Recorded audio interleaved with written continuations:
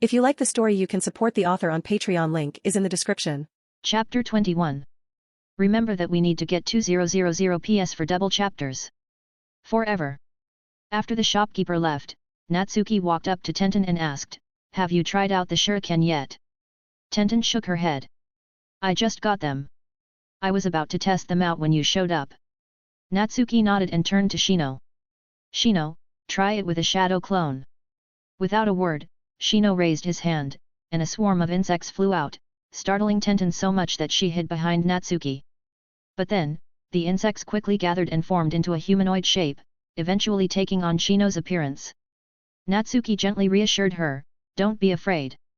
The Abarame clan specializes in insect techniques. Shino is a strong and trustworthy comrade." Tenton gave Shino a curious look, no longer as scared. When the insect clone gestured for her to attack, she raised her poison shuriken and threw it. The insect clone blocked with a kunao, but with a loud bang, the poison shuriken exploded, releasing toxic smoke that engulfed the clone. Then Tenton tossed several wire shuriken, embedding them precisely around the clone. As the mechanisms activated, steel wires shot out, successfully hooking onto the clone's clothing. Just like I imagined. These two types of shuriken are perfect for ambush and restraint. From now on, they're going to be my exclusive tools. Clearly pleased, Tenton smiled with satisfaction. Shino dispelled the insect clone and commented, "The design of these two shuriken types is quite ingenious. If the enemy is unaware, they can be very effective." Tenton's throwing technique is also excellent, especially her precision control with the wire shuriken. Almost every strand was used effectively. Tenton placed her hands on her hips, beaming with pride like a little girl. "Humph. I might not be good at everything, but I am the best when it comes to throwing ninja tools." Natsuki chimed in with praise, Yes, our Tenton is the master of ninja tools." "Who's our Tenton?" Tenton blushed, too shy to continue. Natsuki found himself at a bit of a loss. After all, in both his lives, this was his first time trying to pursue a girl. The problem was, the girl was just 7 years old. Even if early relationships weren't frowned upon in this world, it still felt too young. Fortunately, Shino stepped in to help. "By the way, Tenton, you're in 2nd grade, right? Do you know someone named Hyga Niji?" "You mean Niji-kun?" "Yeah, he's in my class." Tenton looked curious. "Why are you asking all of a sudden? Don't tell me you've got beef with him." Shino's sunglasses turned toward Natsuki, as if to say, "I set you up, now go for it." Natsuki quickly responded, "No beef. But remember a few days ago when there was that big school fight?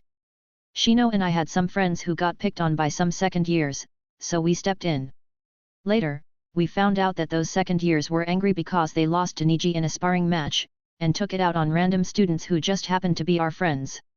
Tenton's expression turned stormy. "So that's what happened. Those guys came back to class whining and playing the victims. Turns out it was their fault. Humph. Just because they couldn't handle Niji's Jaken, they went and bullied underclassmen? Pathetic." "Exactly. And honestly, they weren't that strong. They couldn't even beat me and Shino. So we were wondering just how strong is Hyga Niji." "Niji-kun? He's really strong." As she spoke, Tenton led them into the living room and even kindly prepared drinks and snacks. Maybe it was rare for her to have friends over, because she seemed genuinely happy and eagerly continued the conversation about Niji. Though she didn't know much about the Byakugan or the gentle fist technique, she clearly had a high opinion of Niji: cool, strong, handsome. In class, Niji had the same status as Sasuke, popular with the girls and admired, or envied, by the boys. But unlike Sasuke's arrogance, Niji was just cold, thanks to the curse of the caged bird. As for Tenton, she wasn't like the love-struck girls. What she felt toward Niji was more like admiration. She admired Niji's strength, his powerful clan techniques and bloodline, and the fact that he was well liked. "My dream is to become a kunoichi as amazing as Lady Tsunade. But after 2 years at school, I've realized my talent is just average. Only my throwing techniques are anything to brag about. I don't even know how to get stronger." Sigh. As she spoke, Tenton couldn't help but sigh. For someone her age, she thought way too much. Most girls at this age were focused on playing with friends, dressing up nicely, or which boy looked cute like Sakura and Ino. But once Tenton set her dream, she had been working hard ever since. Unfortunately, with limited talent and no famous teacher to guide her, her progress had been slow, which was why she was so troubled. Now that the topic was here, Natsuki had something to say. He casually patted her shoulder. Tenton, talent is important, and hard work is important, but choosing the right direction and method is even more important. Tenton blinked. Direction and method. Exactly. Let me explain. Natsuki sat down beside her, speaking seriously. First, direction. You need to figure out your strengths and weaknesses, and then move forward in a way that maximizes your strengths and overcomes your weaknesses. For example, Jiraiya-sama, one of the legendary Sunin like Lady Tsunade, was a total idiot as a kid. He couldn't learn a single ninjutsu properly.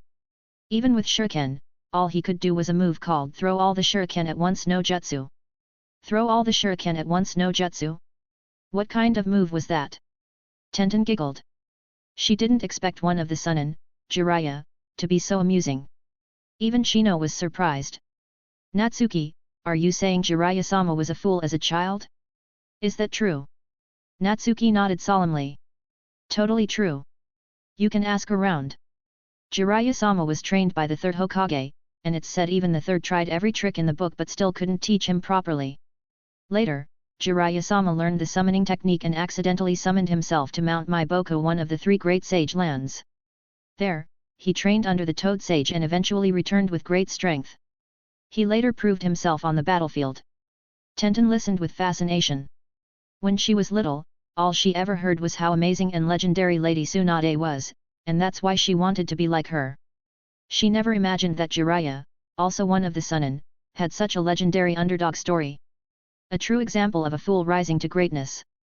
Natsuki was right. Picking the right direction really was important. Jiraiya-sama was once so hopeless that even the Hokage couldn't teach him, yet he became powerful at Mount Maiboku. So what about her? Where was her direction? Who should she learn from? Tenton couldn't figure it out just yet, so she simply asked Natsuki directly, Natsuki, what do you think are my strengths and weaknesses? And how can I get stronger? Come on, Natsuki, tell me. I'll treat you to a feast. Chapter 22. Remember that we need to get 2000 PS for double chapters. Forever. Treating him to a feast wasn't just talk, she actually did it. At Barbecue Q, Natsuki, Shino, and Tenton, three little kids, were grilling meat together.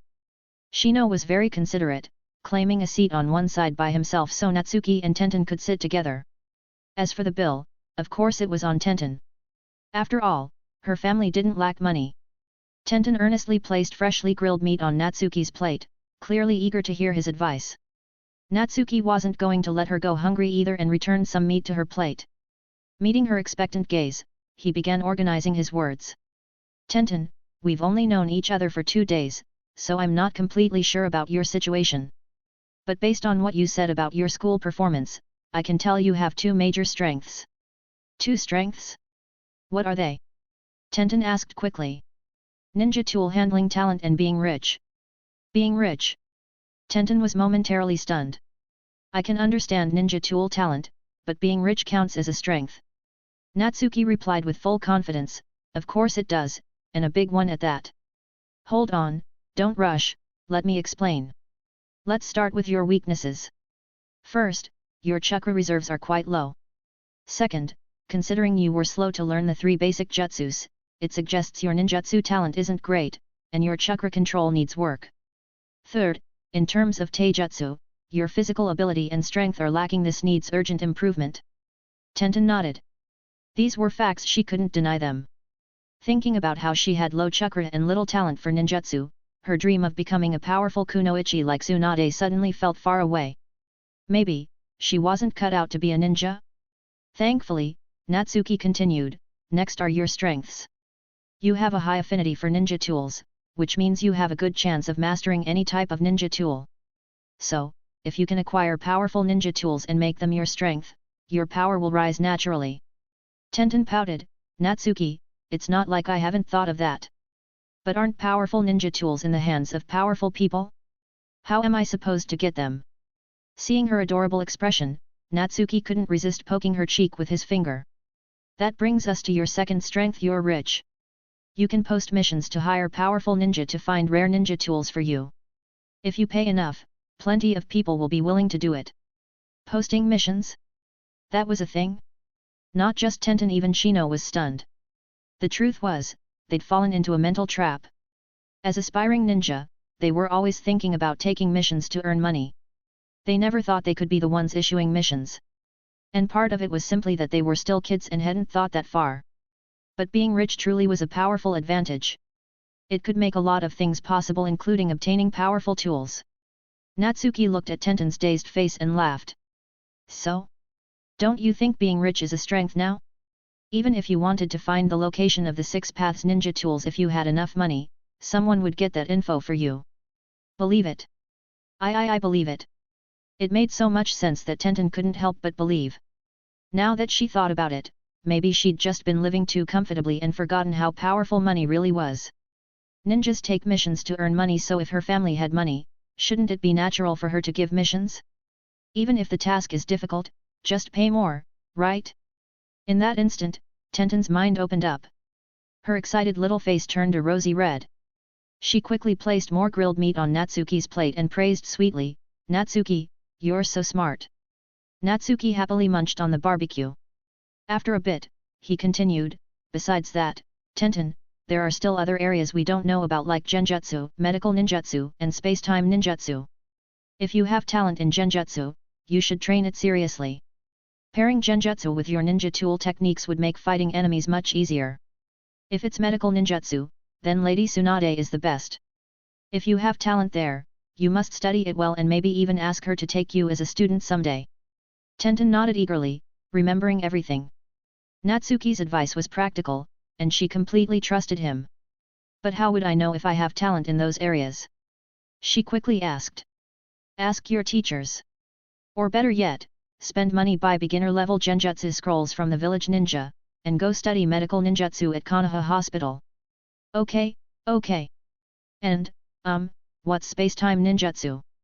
Simple example, summoning jutsu. You can summon ninja tools, or summon beasts. Lady Tsunade's summon is the slug sage from Shikotsu Forest, one of the 3 great sacred places. Jiraiya-sama's summons are the various toads of Mount Maiboku. They're legendary and part of what makes them strong. If you have talent in this area and manage to form a contract with a powerful summon beast, your strength would rise significantly. Yeah. So how do I test if I have that kind of talent? Well, if we had a summoning scroll, we could find out. I have one, Shino suddenly said, pulling out a scroll. Natsuki and Tenton both froze. They'd been so caught up in their back and forth that they'd almost forgotten Shino was still there, and now he just casually pulled out a scroll. This guy, what a real bro. Tenton hesitated. "Shino, aren't summoning scrolls really valuable? Is it okay to use yours?" Shino casually tossed the scroll to Natsuki. "It's fine. This one's not as valuable as you think. It just contains some ninja tools. And it's just for your testing." Tenton breathed a sigh of relief and sincerely thanked him. "Thanks, Shino." Natsuki was right, you're definitely a strong and trustworthy partner. Shino nodded calmly, but the reflection on his sunglasses glinted slightly as if showing his smug pride. The light even hit Natsuki, like it was silently saying, "Bro, I've done so much to help you win this girl over, you owe me." Natsuki gave him a grateful look and said, "All right, let's finish eating and go try it out." After that, Natsuki and Tenton happily helped Shino grill meat and serve it. He'd helped them a lot today, and they couldn't let it go unappreciated. Once the meal was over, Tenton calmly pulled out a thick wad of bills to pay. Smooth and cool. Seriously, having money was just enviable. The trio headed back to the training field behind Tenton's house. She anxiously unrolled the summoning scroll, revealing a circular seal with the kanji, blade, in the center. "Tenton, here's how you do the hand seals." Shino demonstrated the summoning hand seals and gestured for Tenton to begin the test. Chapter 23. Tenton took a deep breath, her small hands forming seals slowly. Then, she slammed her palm down on the rune. The next second, with a poof, a shuriken appeared on the scroll. I did it. I have space-time ninjutsu talent." Tenton jumped up with joy, her face full of bright smiles. The frustrations she had about her lack of strength, the confusion about her future, all of it was swept away in an instant. It was like she had finally found her path. Yes, maybe she really had found her path. Natsuki watched Tenton's radiant expression, genuinely happy for her. Even though he already knew Tenton had a natural talent for space-time ninjutsu, being a plot knower was one thing, seeing it firsthand was another. A cute girl's smile really was contagious. As for those suggestions he gave earlier, genjutsu, medical ninjutsu, Tenton didn't have any talent in those areas. But he still brought them up so she would try everything and find out for herself. Otherwise, how could she believe it? Luckily, she was still young. Testing talents early meant she could settle on the right path sooner and work toward it with full focus. Since Natsuki had decided to stick with this little rich girl, he was naturally going to help her however he could. After all, getting stronger together was the ideal outcome. Tenton carefully returned the shuriken to the scroll, then respectfully handed the scroll back to Shino. She bowed deeply to both him and Natsuki, her eyes filled with gratitude.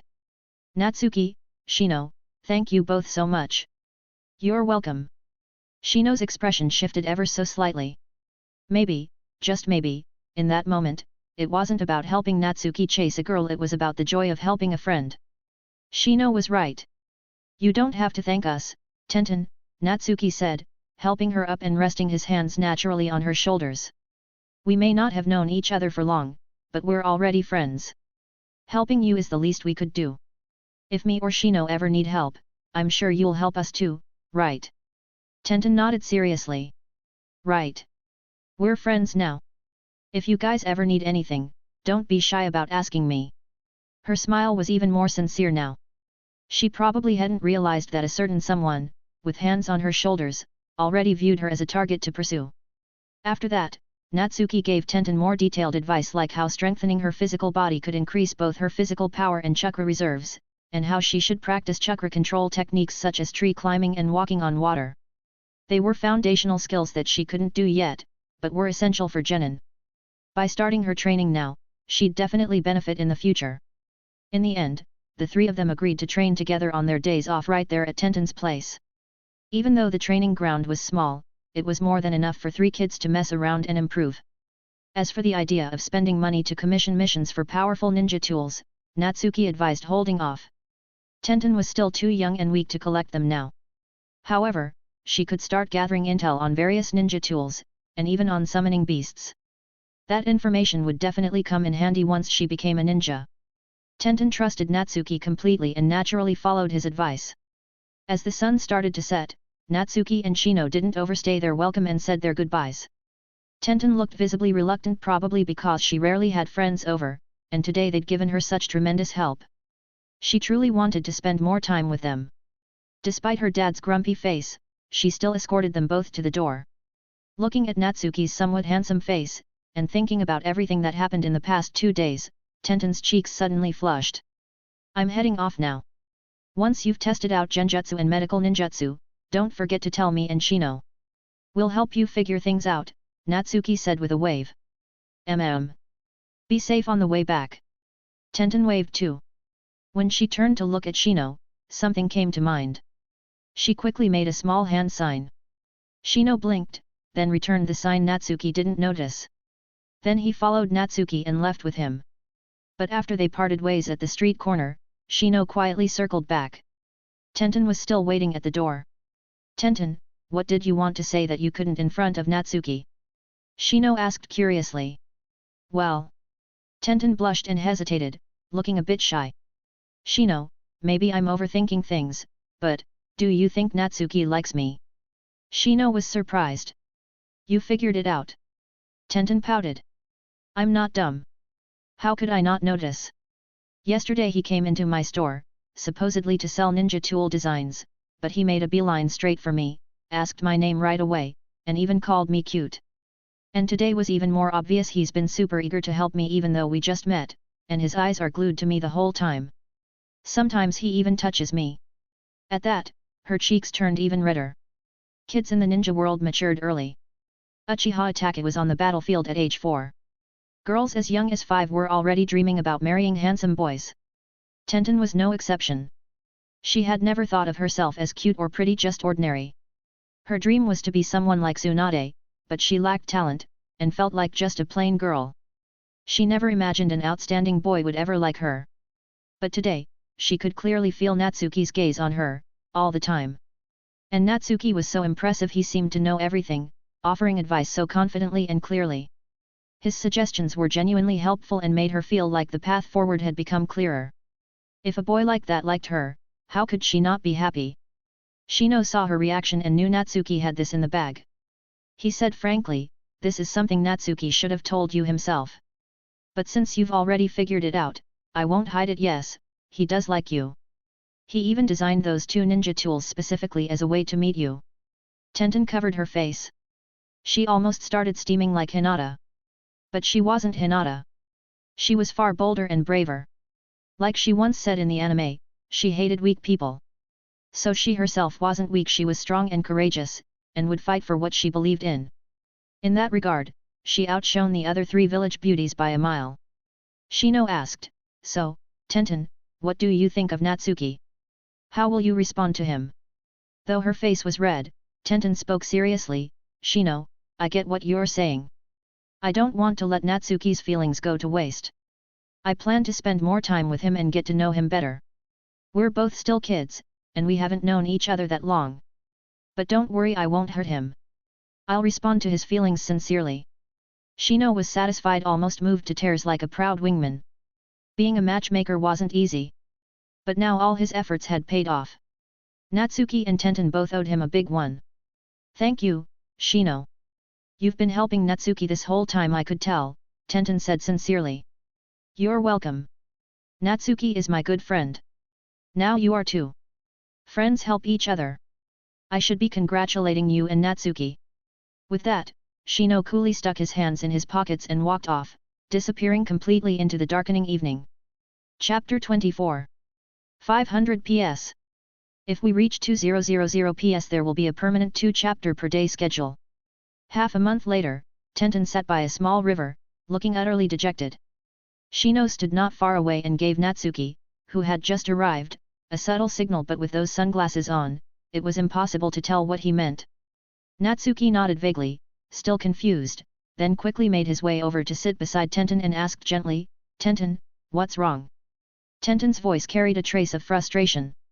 "I tried genjutsu and medical ninjutsu, but I really don't seem to have any talent for them. I asked my teacher half a month ago, and he taught me a D-rank genjutsu. I still haven't managed to learn it. Then I took the referral letter he wrote to the hospital to try medical ninjutsu. The test was to heal a fish. That fish turned into sashimi. Oof."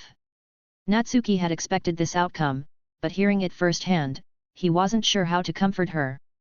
He turned to look at Shino, only to see his friend standing calmly in the distance, clearly acting as lookout for the future couple. His posture screamed, "You're on your own for this one, bro." Natsuki let out a helpless sigh, gathered his thoughts, and said, "Tenton, it's actually a good thing you discovered this early. Now you won't waste time on things that aren't right for you. Just focus on ninja tools and space-time ninjutsu. Compared to your peers who are still lost, you're already way ahead." Tenton saw Natsuki's worried expression and felt a warmth in her heart. She quickly adjusted her mood. Then she smiled at him. "It's all right, Natsuki. I was just a little disappointed. I thought maybe I'd at least have some talent. But you're right, at least now I know which path to follow. No more confusion." Natsuki stared at her seriously, enough to make her shy.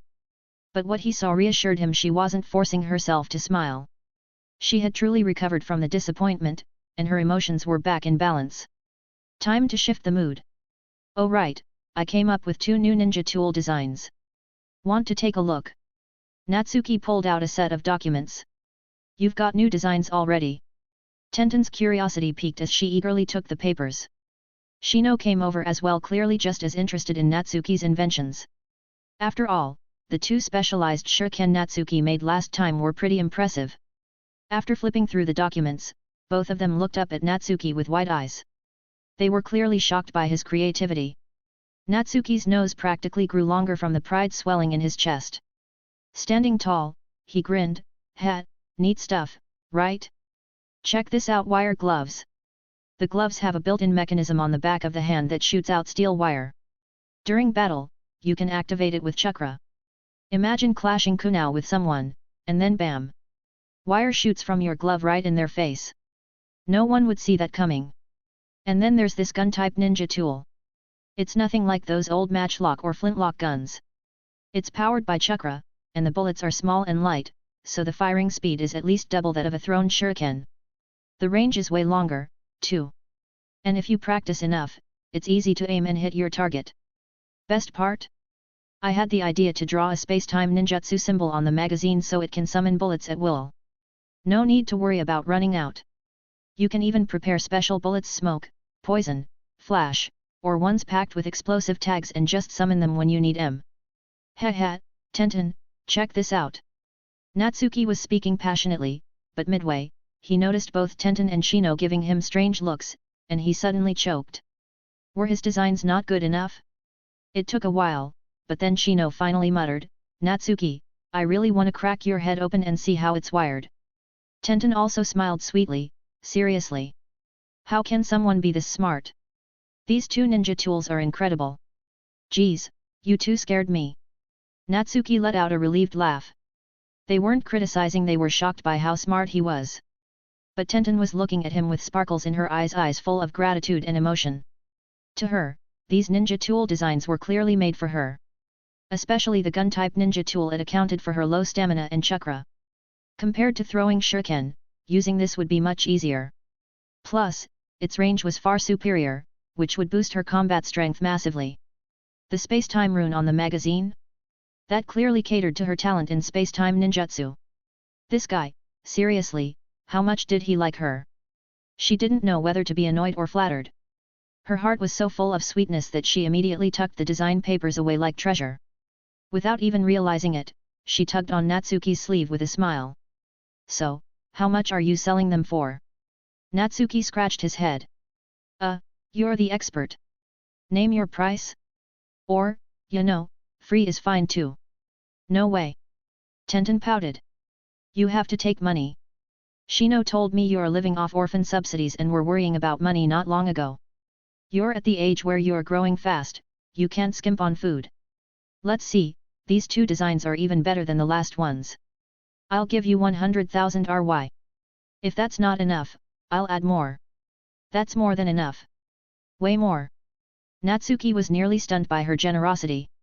If he were her dad, he'd probably pass out from the shock.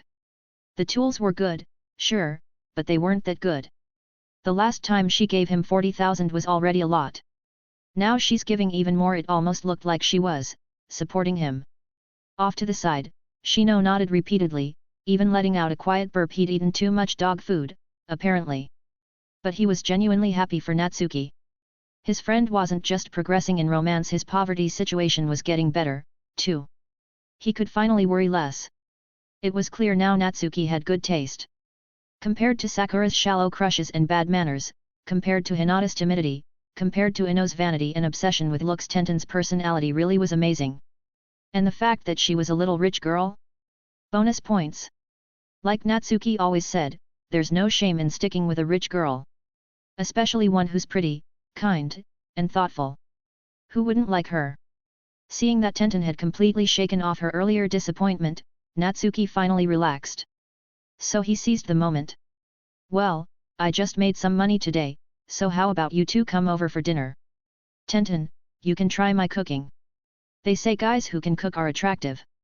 Natsuki wanted to show off this skill in front of her. Shino instantly agreed. Sounds good. I'll run home and grab some veggies. With that, he vanished in a blink, not even giving Natsuki a chance to stop him. Chapter 25. Tenton looked curiously at Shino's sudden departure. What's up with Shino? He seemed kind of in a rush. Natsuki chuckled. He's just greedy for my cooking and rushed home to pick his favorite veggies. Oh, right, since the Aberame clan raises insects, they're also good at growing vegetables. Shino's the clan head's son, and their veggies are top quality. Shino is the clan head's son? Tenton was stunned. She hadn't expected that Natsuki was friends with the heir of the Aberame clan. This social circle doesn't feel like something a regular kid has. Natsuki noticed her dazed look and tugged her along. All right, enough daydreaming. Let's hit the market. We especially need to buy some winter melon. Shino loves it. Tenton looked at their interlocked hands and felt the warmth in his palm. Her fingers instinctively curled around his. A gentle smile bloomed on her lips, one she didn't even realize she wore. The two strolled through the bustling street hand in hand, but as their shopping list grew, they had to let go. And the moment their hands separated, both felt a hint of reluctance. When their eyes met, both blushed uncontrollably. Nearby, some aunties and uncles at the vegetable stalls looked on with knowing smiles. Ah, young love. Natsuki seemed totally immersed in the moment and didn't notice at all that a certain blonde girl delivering flowers, Yamanaka Ino, was standing right behind them, eyes gleaming with gossip. That's Natsuki, right? He actually has a girlfriend now. Natsuki wasn't especially handsome, nor was he the top of the class. But ever since his fight with Sasuke, he'd become someone unforgettable to his classmates. And Ino, being a shameless looks-obsessed fangirl, liked Sasuke, but she'd also been secretly curious about the guy who once beat him. Now seeing him holding hands with such a cute girl? There was no way she wasn't going to gossip. This is huge. I need to share this with everyone. So, while Natsuki remained blissfully unaware, the rumor that he had a girlfriend started spreading rapidly through the girls' circle in class. Meanwhile, Natsuki and Tenton returned home with bags full of groceries, only to find Shino already waiting at the gate with 2 baskets of freshly picked vegetables. Even with his sunglasses on, the eager look on his face was obvious. Natsuki sighed. Shino, are you setting up a stall at my house again? Shino replied matter-of-factly, too many veggies at home. My dad told me to bring some over. Yet. Thank your dad for me. Natsuki opened the gate and brought the 2 inside. Then he started giving orders like a pro. Tenton, wash the veggies. Shino, start peeling the winter melon. I'm making winter melon pork rib soup today. When you're done, come help me prep the chicken. I'll start cooking the rice. The moment Shino heard winter melon pork rib soup, his eyes lit up. Even if he hadn't tasted it before, he knew it was gonna be good. He jumped into action right away. Tenton, meanwhile, filled a basin and started rinsing vegetables, all the while looking around curiously. So this is Natsuki's house. It's a little quiet around here, but the yard's really nice. Full of life and warmth. I wonder if Natsuki gets lonely living alone. She didn't even notice that she was actively trying to learn more about Natsuki's life. She even caught herself picturing what it'd be like if she lived here too, her lips curling into an unconscious smile. Cooking didn't take long. Before they knew it, a table full of steaming hot dishes was ready, and Shino was already diving into the winter melon soup with bliss on his face. Tenton took her first bite of Natsuki's cooking and was instantly surprised and delighted. Natsuki, your cooking is amazing. She praised. As long as you like it. That means you're in for a lifetime of good food. A lifetime of. Tenton blushed furiously. She had the distinct feeling he said that on purpose. It wasn't a confession, but it was a little too smooth. Still, even though there was no sugar in the dishes, everything tasted sweet to her. By the time the meal was over, night had already fallen. Shino, ever the tactful one, said goodbye and vanished into the darkness like a true wingman. Natsuki seized the chance and gently grabbed Tenton's hand. It's getting late. Let me walk you home. Tenton's face turned red again, but she didn't resist. They walked hand in hand under the evening sky, half walking off their meal, half going on a little date. It was that magical in-between stage, more than friends, not quite lovers, and it felt new and exciting. After safely walking Tenton home, Natsuki headed back. The sky was now completely dark. As he made his way down the quiet road, he occasionally caught the sound of faint footsteps behind him. Nothing unusual, probably just a few passing Anbu. Natsuki didn't think too much of it. Based on his usual behavior, Danzo shouldn't have any reason to target him. Unless it was an intruder from another village. And if that was the case, well, tough luck. Still, Natsuki wasn't someone to be underestimated. Even if he hadn't learned many jutsu or fought in real combat, his physical strength and chakra reserves were substantial. As long as he didn't run into a Jainin, his life wouldn't be in danger. Thankfully, he made it home without incident.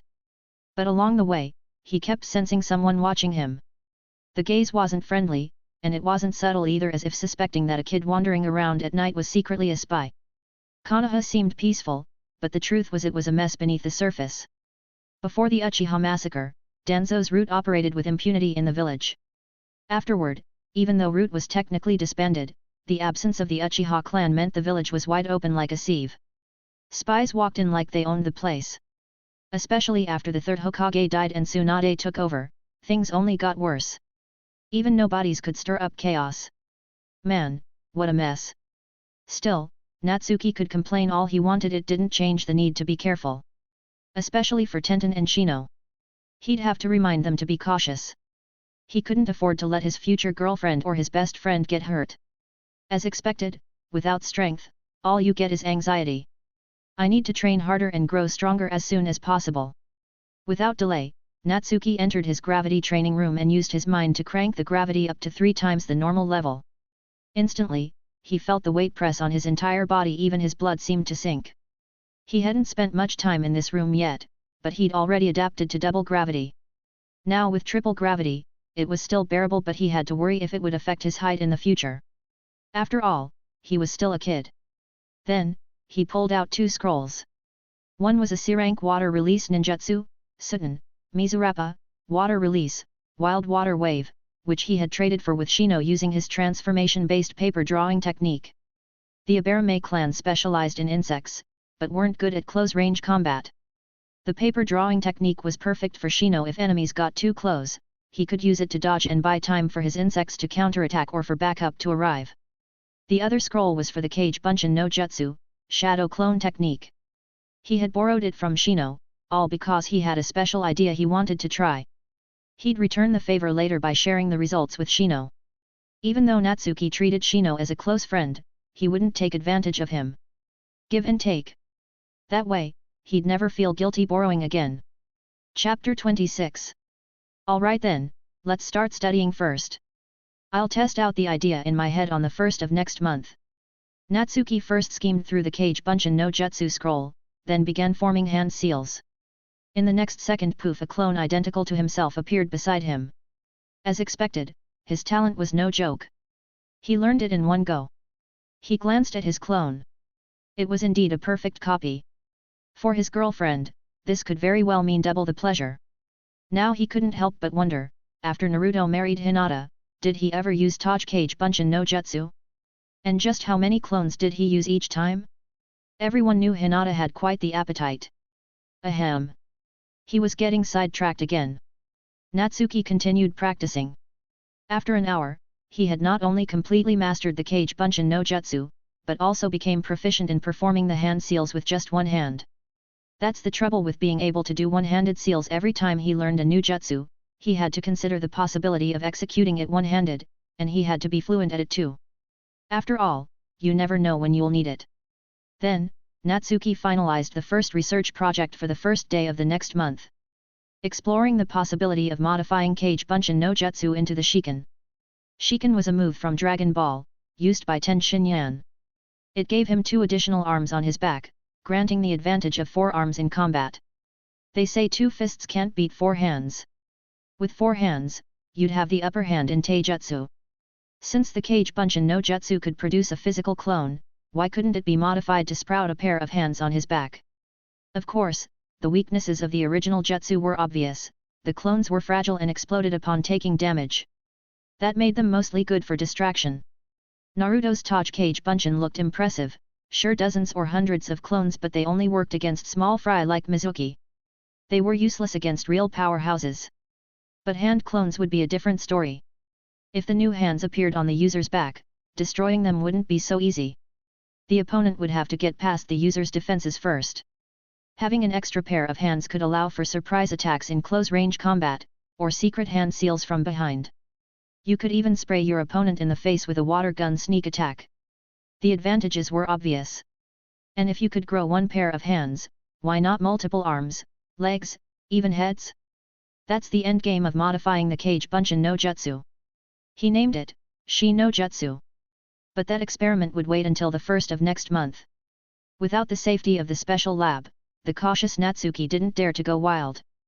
Natsuki put away the Kage Bunshin scroll and opened the one for Suten, Mizurappa, studying it carefully before memorizing it. Then he created 2 shadow clones and had them learn alongside him. Shua! Shua! Shua! Natsuki and his 2 clones formed seals together. Suten, Mizurappa. PFF. All three spewed massive streams of water at the forest ahead, blasting through several thick trees and even flattening a small grove.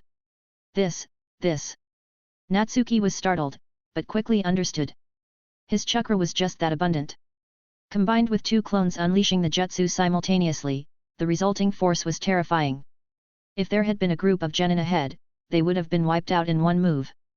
That's the benefit of having more chakra than others. Even a mere C-rank jutsu could unleash the power of a big move. He could cast it repeatedly and still have chakra left. What enemy wouldn't be scared? And this jutsu would be perfect against Gaara and his sand. In water, that sand loses its edge. Even his mom's shikaku probably wouldn't help. When that time came, Natsuki could roar, "Gaara! I'll Gaara you into pieces." Well, just kidding. Gaara wasn't that easy to kill. After all, he was a Jinchuriki of the Ichibai. And once Naruto's Talk no Jutsu kicked in, Gaara would become a valuable ally. Besides, Gaara's sister Temari would later become Shikamaru's wife. If he killed Gaara now, wouldn't that ruin the whole ship? Oops, off track again. Natsuki pulled his thoughts back and continued practicing Mizurappa. He had to become fluent in both two-handed and one-handed seals, but more importantly, he needed to observe the chakra transformation process that created the water. The reason Natsuki had asked Shino for a water-style jutsu was to study how chakra changed its nature. Sudden jutsus worked by guiding chakra through hand seals, and when it reached the throat, the chakra transformed into water and was expelled. Once he understood this process, grasping water-style chakra transformation would be much easier. Before, he had been blindly trying to understand it like trying to solve advanced math without ever learning algebra. But now that he had a real reference point, even just one jutsu helped immensely. With that, his second research project for next month was clear: water-style chakra transformation. The third project naturally followed, infusing water-style chakra into the Rei's Nan. And beyond that, he'd try using what he learned from water-style to attempt earth and lightning transformations. Then he'd combine those transformations with other chakra shape manipulations. All in all, he had plenty to work on. The next morning, after getting a full night's sleep, Natsuki was up early for his daily training. He still delivered milk, but this time the route was longer, the terrain harsher, and he did it under triple gravity. It was a real challenge. By the time he finished, he was completely wiped out. Even so, he still had to shower, eat breakfast, and rush to school. The moment he entered the classroom, he could tell something was off. The girls were all staring at him with curious, gossipy eyes, sending chills down his spine. The boys, on the other hand, seemed clueless, as if they didn't understand what was going on. Luckily, Shino explained quietly, "Yesterday, you were seen holding hands with Tenton while shopping for groceries. Ino saw you. So that was it." Natsuki instantly relaxed. He'd thought it was something serious. So what if he was seen grocery shopping with his future girlfriend? No big deal. Ignoring the girls' stares, Natsuki sketched a design for Shiken on paper and handed it to Shino, explaining his plan to modify the Kage Bunshin no Jutsu. When he'd asked Shino for the clone jutsu before, the guy had handed it over without a second thought or asking why. Now that's a friend worth having. Still, Natsuki felt he owed him an explanation. Besides, Shiken could be a great technique for someone like Shino, who struggled with taijutsu. Sure enough, when Shino saw the concept, the lenses of his sunglasses gleamed. "Natsuki, your brain is really something else. I can't believe you came up with this. Shi no Jutsu could definitely make up for my weaknesses in close combat." Natsuki grinned. "By the 2nd of next month at the latest, you'll see the results. Just wait." The 2nd of next month? Shino had a realization. He figured Natsuki probably had a habit of staying up late to study jutsu every 1st of the month. Maybe his inspiration peaked on those nights. Meanwhile, the biggest challenge Natsuki faced was still his lack of foundational knowledge. As the saying goes, even the most skilled cook can't prepare a meal without ingredients. No one can create something from nothing. That's why Natsuki borrowed jutsu from others in the first place. Chapter 27. Bonus chapter plus 1000 PS. Shino thought, maybe he could help Natsuki get more jutsus.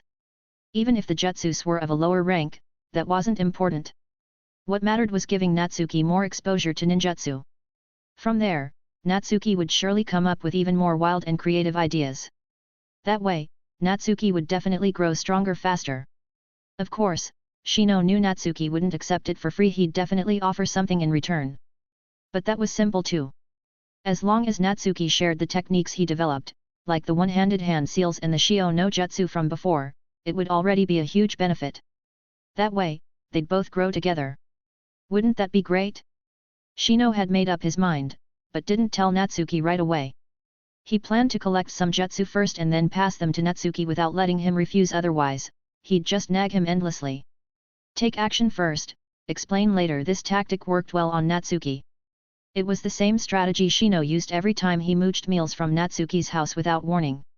At that moment, Natsuki still had no idea what kind of surprise his good friend was preparing for him. As class began, Iruka-sensei started teaching the Kinbaku no Jutsu. But Natsuki already knew it, so he didn't really need to listen. He was fully immersed in dissecting the Mizurappa he practiced the night before. Water had many properties, and when it came to infusing water nature into the Rei's Nan, the concept was akin to a powerful vortex. The keywords were twist and grind. Just imagine a person falling into a deadly whirlpool and being ground into pulp, absolutely terrifying. In addition, viscous water should have adhesive properties. When fused with chakra threads, it could create sticky threads. Water under high pressure had terrifying impact and cutting power. That could evolve into techniques like high-pressure water jets or water blades. In short, chakra held infinite possibilities. It all depended on one's imagination and creativity, but it also had to follow a degree of scientific rationale. You couldn't just think anything into existence. Chakra felt like a blend of science and mysticism, sometimes logical, sometimes abstract. It all came down to who could harness this power to the fullest. The next day was a rare day off. Natsuki, Shino, and Tenten went to the riverside to train. Originally, they planned to train in Tenton's home dojo, but since Tenten was learning how to walk on water, the setting wasn't ideal. The riverside was far better. At this point, Tenten could already walk up trees. Her chakra control had become much more precise. In fact, the best time to learn chakra control was during school, when chakra reserves were relatively small and thus easier to manage. Once someone graduated and their chakra increased, control became more difficult. So even though Tenten wasn't particularly talented in chakra control, she had still learned tree climbing after just half a month of training. Next up, water walking. Tenten focused her chakra into her feet and stepped cautiously onto the water. Immediately, her ankles were submerged. Natsuki instructed, water isn't stable like tree trunks, so it requires even finer chakra control. You have to stay fully focused. Try to stand steadily first. Once you get used to it, it'll become a habit. I'll do my best. Tenten tried to balance herself, but the moment her mind wandered, she fell right into the water. Luckily, she wasn't the pampered type. Without a word, she got right back up and continued training. Natsuki, meanwhile, created a shadow clone and sparred with Shino to help him get used to performing one-handed seals and using Shio no Jutsu in combat. Of course, to avoid being spied on, Shino released his bugs to keep watch around them. As for Natsuki himself, he placed a sheet of paper on his palm and started trying to comprehend the nature transformation of water chakra. He had tried doing this in the gravity chamber before, but the chamber would respond to his intentions. If he willed the paper to get wet, it would making it impossible to properly grasp the process. So he could only practice in the real world. Thankfully, with his future girlfriend and best friend keeping him company, he didn't feel lonely or bored at all. Time flew by, and by noon, Natsuki sent a shadow clone home to cook and bring over a nutrient-rich meal. Sure, grilling fish at the riverside would have been fun, but training was exhausting. Grilled fish alone just wouldn't cut it. Tenton, who had been working hard non-stop, was drenched in sweat by now. Natsuki felt a twinge of heartache but didn't stop her. Tenton wanted to become stronger, and suffering was part of training. If she couldn't handle a bit of hardship, she could forget about her dreams and settle for being a quiet, well-behaved girl. This was Tenton's choice, and not only would Natsuki not stop her, he should be cheering her on. Natsuki, this spicy beef is amazing. Tenton praised between mouthfuls. After intense training, people often lost their appetite. Spicy food helped stimulate taste buds, and beef was great for protein. No wonder she found it delicious. Shino was too busy scarfing down food to say a word. After the meal, everyone felt refreshed. Tenton leaned against a tree, gazing at the rippling river with a dazed expression. Water walking is really tough. But I think I'm getting the hang of it. I should be able to master it in the next couple days. Shino immediately raised the bar. Tenton, just walking on calm water doesn't count as full mastery. Look, this river is completely still easy mode. To truly master it, you need to run on raging waters. Run on raging waters. Tenton was stunned. She was still struggling with standing still on water, let alone this crazy difficulty. Natsuki quickly said, "Don't worry. I'll train with you." Tenton blushed and smiled sweetly at him. Maybe she was really tired, because she soon dozed off, her head tilting and landing gently on Natsuki's shoulder. Natsuki hadn't expected such a bonus. His heart soared with joy. Just then, Shino made a hand gesture. Natsuki turned to look and saw a cute blonde girl walking toward them, a mischievous smile on her face. It was Ino. Just as she was about to say something, Natsuki quickly signaled her to stay quiet. Ino noticed the girl with the twin buns resting on Natsuki's shoulder, fast asleep. She covered her mouth and giggled, refraining from speaking but also not leaving. Instead, she came over and sat down beside them. "Natsuki, is that your girlfriend?" "She's pretty cute," Ino teased in a hushed voice, her eyes full of gossip. Natsuki glanced at Tenton sleeping soundly, then replied, "Not yet, but almost." "And you're super nosy, you know that? Just cause you saw me and Tenton grocery shopping together, you've been spreading it all over class." Ino scratched her cheek with her finger. "Tisk tisk, what's there to be shy about? I even saw you two holding hands." Her face was red. "Yours too. And now she's sleeping on your shoulder? Come on, how is she not your girlfriend? Her name's Tenton, right? That twin bun hairstyle really suits her." Chapter 28. If you like it, please leave a review. Natsuki accepted Ino's praise without hesitation. After all, Tenton really was adorable. But still. "Ino, what are you doing here? It's your day off, shouldn't you be helping out at the flower shop?" Natsuki asked, puzzled. "Hehe, I came here just to see your girlfriend." Ino looked smug. "I already knew this morning that you'd be here. I was busy earlier, so I couldn't come over. But when I saw you carrying a lunchbox, I followed. I'm really interested in your love story. Tell me how you won over Tenton. I might use it as reference for chasing Sasuke." No wonder she was so enthusiastic, not just gossip, but also here to learn. For someone like Ino who was all about looks, Natsuki really had nothing to say. She probably didn't even realize it herself, but what she liked wasn't Sasuke, just handsome guys. Otherwise, why was it that when Sasuke left the village, Sakura was devastated, while Ino barely reacted? Because she liked Sasuke's face, not his heart. Lots of transmigrators liked to pursue Ino in fanfics, and honestly, she was very pretty. Once she grew up, her figure was amazing too. But the catch was if the transmigrator wasn't super handsome, Ino wouldn't even glance at them. And well, Natsuki simply wasn't handsome enough. He didn't really feel like talking about it. Besides, his relationship with Tenton wasn't official yet. Thankfully, Shino stepped in.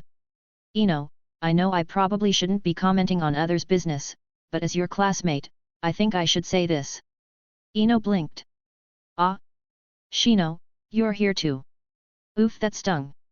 Didn't she know the thing Shino hated most was being ignored? This girl really had no filter." Shino muttered under his breath, clearly annoyed, but Ino quickly apologized. Sorry. I was too focused on Natsuki's girlfriend and didn't notice you. Please, go on, what did you want to tell me?" Fortunately, Shino didn't hold grudges and continued, "Ino, you're the daughter of the Yamanaka clan leader. You'll likely inherit the clan head position one day. Your family will expect you to take in a husband. But Sasuke is the son of the Uchiha clan head. Even as the second son, there's no way they'd allow him to marry into another clan. So, you and Sasuke are basically impossible." Ino froze, eyes wide in shock. She'd probably never thought about it that deeply before, being so young. But now that Shino pointed it out, it really did make sense. So what had all her obsession with Sasuke been for? She even fought with her best friend, Sakura, over him. Did that mean she'd failed both in love and friendship? Ino looked completely deflated. Seeing this, Natsuki couldn't help but chime in. "Ino, as a classmate, I have to say something too. I think, maybe you don't really like Sasuke. Maybe you just like handsome guys. Your feelings for Sasuke might not be as deep as you think. Think about it, could that be the case? Ino's mind was spinning. She'd come here to gossip about Natsuki's love life and pick up some tips. How did things flip around like this? Shino said she and Sasuke were impossible. Natsuki said she didn't really love Sasuke. What was going on? Natsuki pressed on, think about it. If one day you met a super handsome guy way more handsome than Sasuke, and even more talented, wouldn't you forget about Sasuke and fall for him instead? Super handsome guy. Ino couldn't help imagining such a figure. She even started drooling without realizing it. Come to think of it, that kind of sounded right. Maybe she really just liked handsome guys, and Sasuke wasn't irreplaceable. So why had she even fought with Sakura? Still, as a proud Yamanaka, she wasn't about to just admit it outright. That'd make her look super shallow. So she stiffened and said, ahem. It's not like that. I'm pretty loyal, you know. Even if I did meet someone more handsome than Sasuke, I'd just sneak a few glances, that's all. Her voice got lower and lower, even she didn't believe herself by the end. Natsuki and Shino exchanged glances. They could both tell this girl was in denial. Unless, of course, she really did meet a super handsome guy. Just like in the original timeline when Sasuke left the village, Ino later met Sai, who insulted Sakura as ugly but praised Ino as beautiful. Sai was definitely a looker too. Naturally, Ino moved on. After all, there'd never been anything real between her and Sasuke. This girl advice wouldn't help. Natsuki laughed and teased, once you've figured things out, go apologize to Sakura, alright? You don't want to throw away a precious friendship, do you? Ino seemed slightly moved but remained stubborn. Humph. Mind your own business. Why would I apologize to that big forehead? Fine. Suit yourself. Just then, Tenton let out a sleepy murmur and began to wake up. Ino quickly apologized, oops. Sorry. Was I too loud and woke you up? Want to go back to sleep for a bit? Tenton shook her head. It's fine. I've had enough rest. You are? Ino gave her a friendly smile. I'm Yamanaka Ino, a classmate of Natsuki and Shino. I saw Natsuki bringing lunch over here, so I followed to take a look. Wanted to see his girlfriend for myself. You're Tenton, right? Tenton blinked, suddenly realizing she'd been mistaken for Natsuki's girlfriend.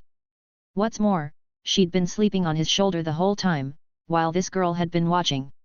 Her face turned bright red. Still, Tenton was cheerful and open by nature.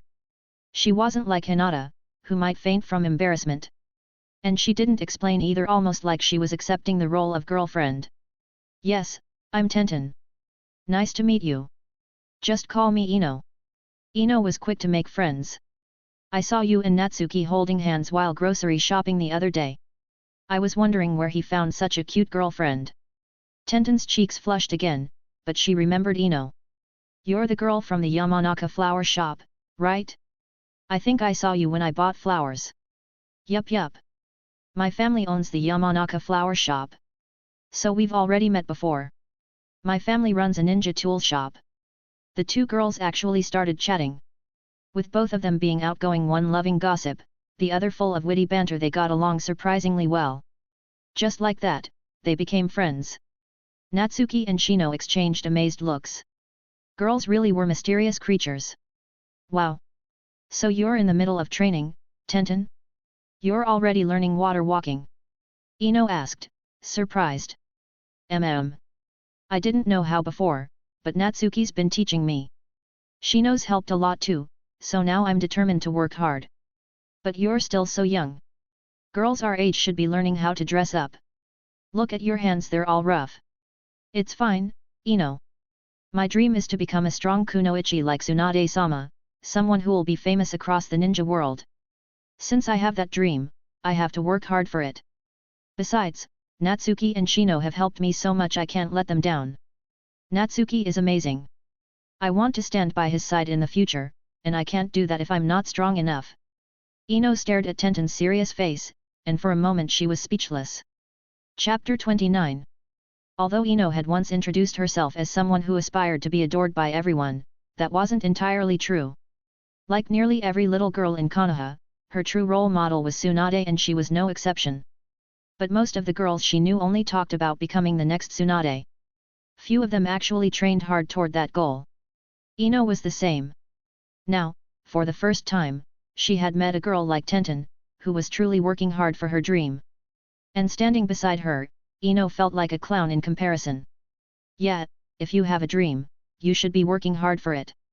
And more than that, she could tell that Tenton really liked Natsuki. It wasn't like her obsession with Sasuke's handsome face.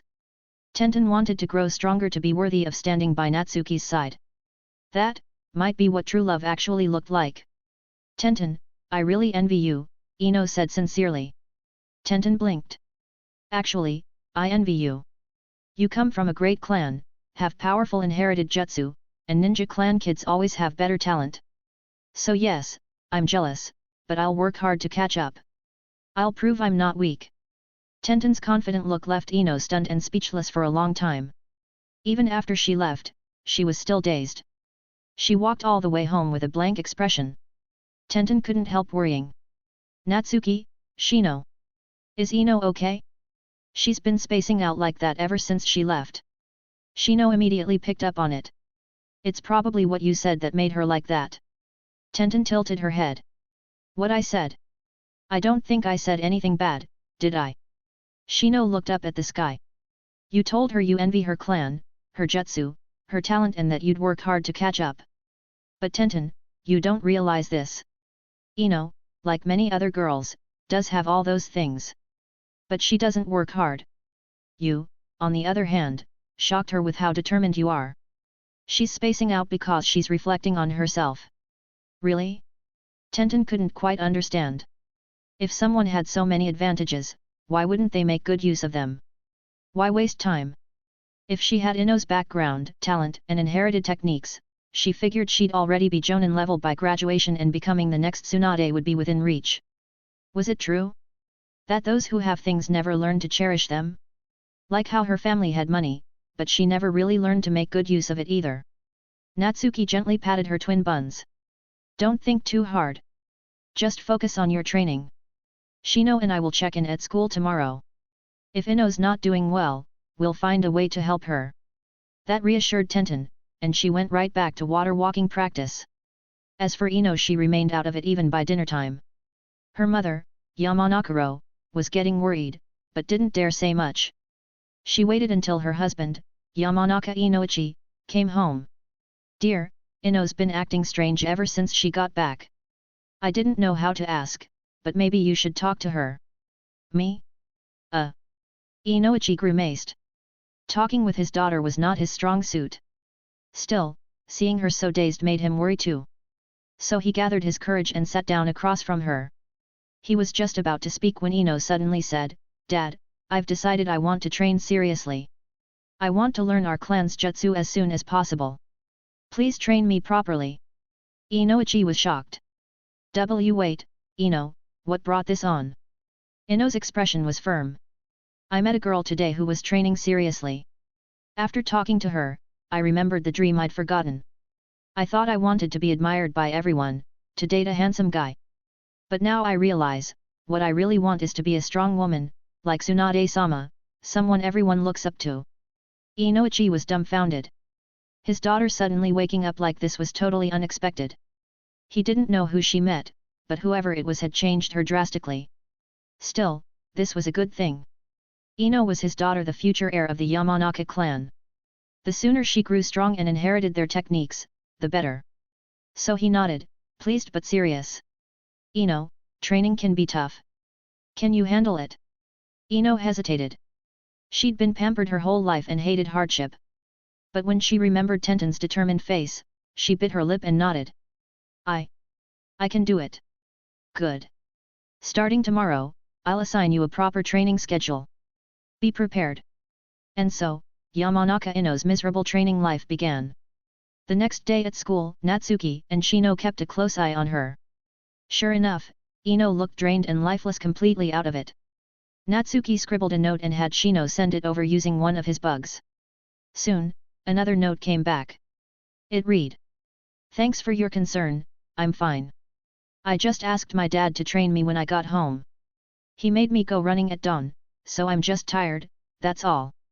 Natsuki and Shino both breathed a sigh of relief. It seemed Tenton's words had gotten to Ino. She'd decided to start training seriously, a good thing. Though neither of them knew just how miserable Ino was feeling inside. She had way too much pride to admit it. That early morning run was just the beginning. Her father's training schedule was terrifying. Just reading it made her scalp go numb. She really messed up. If she'd known, she never would have talked so big. And to make matters worse, Ino now realized that Natsuki was probably right about her. She did like handsome guys, not necessarily Sasuke. And now, she faced a new dilemma. Should she swallow her pride and make up with Forward Girl? But how could she possibly bring herself to apologize? Admitting she was wrong would be humiliating. But if she didn't, she'd lose a precious friendship. She was truly torn. Time flew by, and the first of the month came again. Natsuki had prepared his research projects and, as the clock struck 7, slipped into the special laboratory to begin his grueling night of experimentation. Truth be told, he didn't want to do this kind of research. But he had no choice. He didn't have a clan's secret techniques or a way to study powerful jutsu. Before getting the Hachiman Tonk or the Hotaki Kenjutsu, his only option was to create his own moves. First research project, transforming Kage Bunshin no Jutsu into Shi no Jutsu. Natsuki started modifying the hand seals, adding or removing steps like rewriting a program. Next second, poof, a head sprouted from his back. TCH. I wanted arms, not a head. No, wait, I'm supposed to transform specific body parts at will. Frustrated, he cancelled the jutsu and continued. Poof. A foot appeared on his abdomen. Cancel. Poof. A pair of ears appeared on his ankles. Cancel. Wait, hold on. That one might actually be useful. If he could grow ears away from his body, wouldn't that be perfect for eavesdropping? Still, that wasn't what he needed now. So, cancel again. Chapter 30. New fanfic. Naruto, One Wish Per Day. After over an hour of intense effort, Natsuki finally made a breakthrough. He took a deep breath and slowly formed a series of hand seals. Shi no Jutsu. Poof. A pair of arms suddenly sprouted from his shoulder blades. Under the control of his brain, these arms could move flexibly, and their fingers were nimble enough to perform hand seals with ease. Poof. Another pair of small hands emerged from his lower back. They were tiny at first glance, one might mistake them for decorations. But these small hands were just as agile. They could perform hand seals and even allowed Natsuki to execute jutsu properly. Phew, finally made it. Natsuki let out a long breath. This adjustment really taxed his brain. Even though Kage Bunshin no Jutsu only used a few hand seals, the fewer the seals, the harder they were to modify.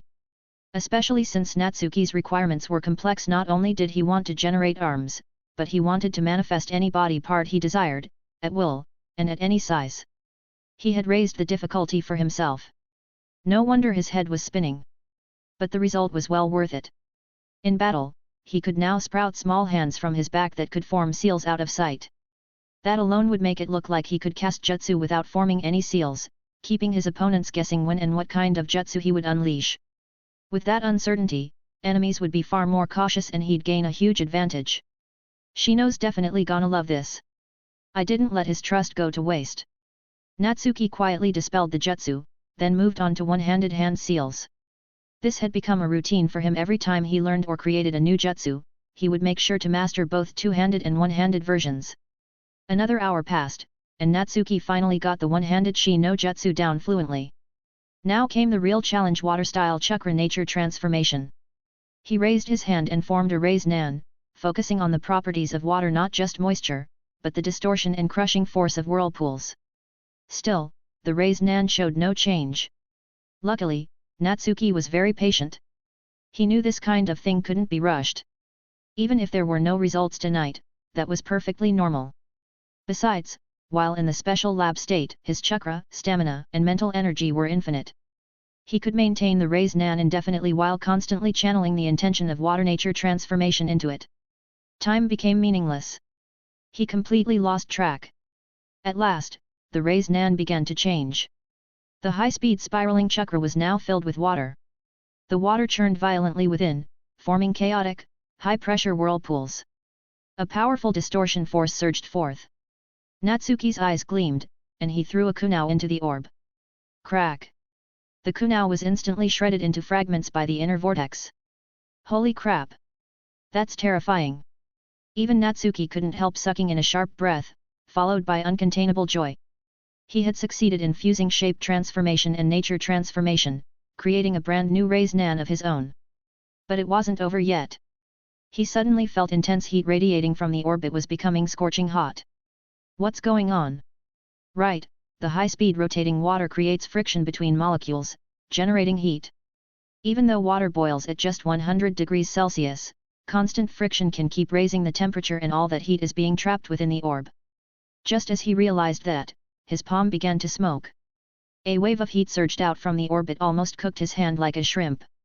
Not daring to delay, he instantly conjured a small mountain with his thoughts and hurled the orb toward it. Boom! The moment the orb left his hand, it detonated. A massive spherical vortex, hundreds of meters wide, enveloped the mountain. The mountain was instantly erased, gone in an instant. The ground below was swallowed up, leaving behind a deep crater over 10 meters deep. Zzz. Zzz. Zzz. Scorching steam erupted, sweeping outwards like a storm and vaporizing everything in a wide radius.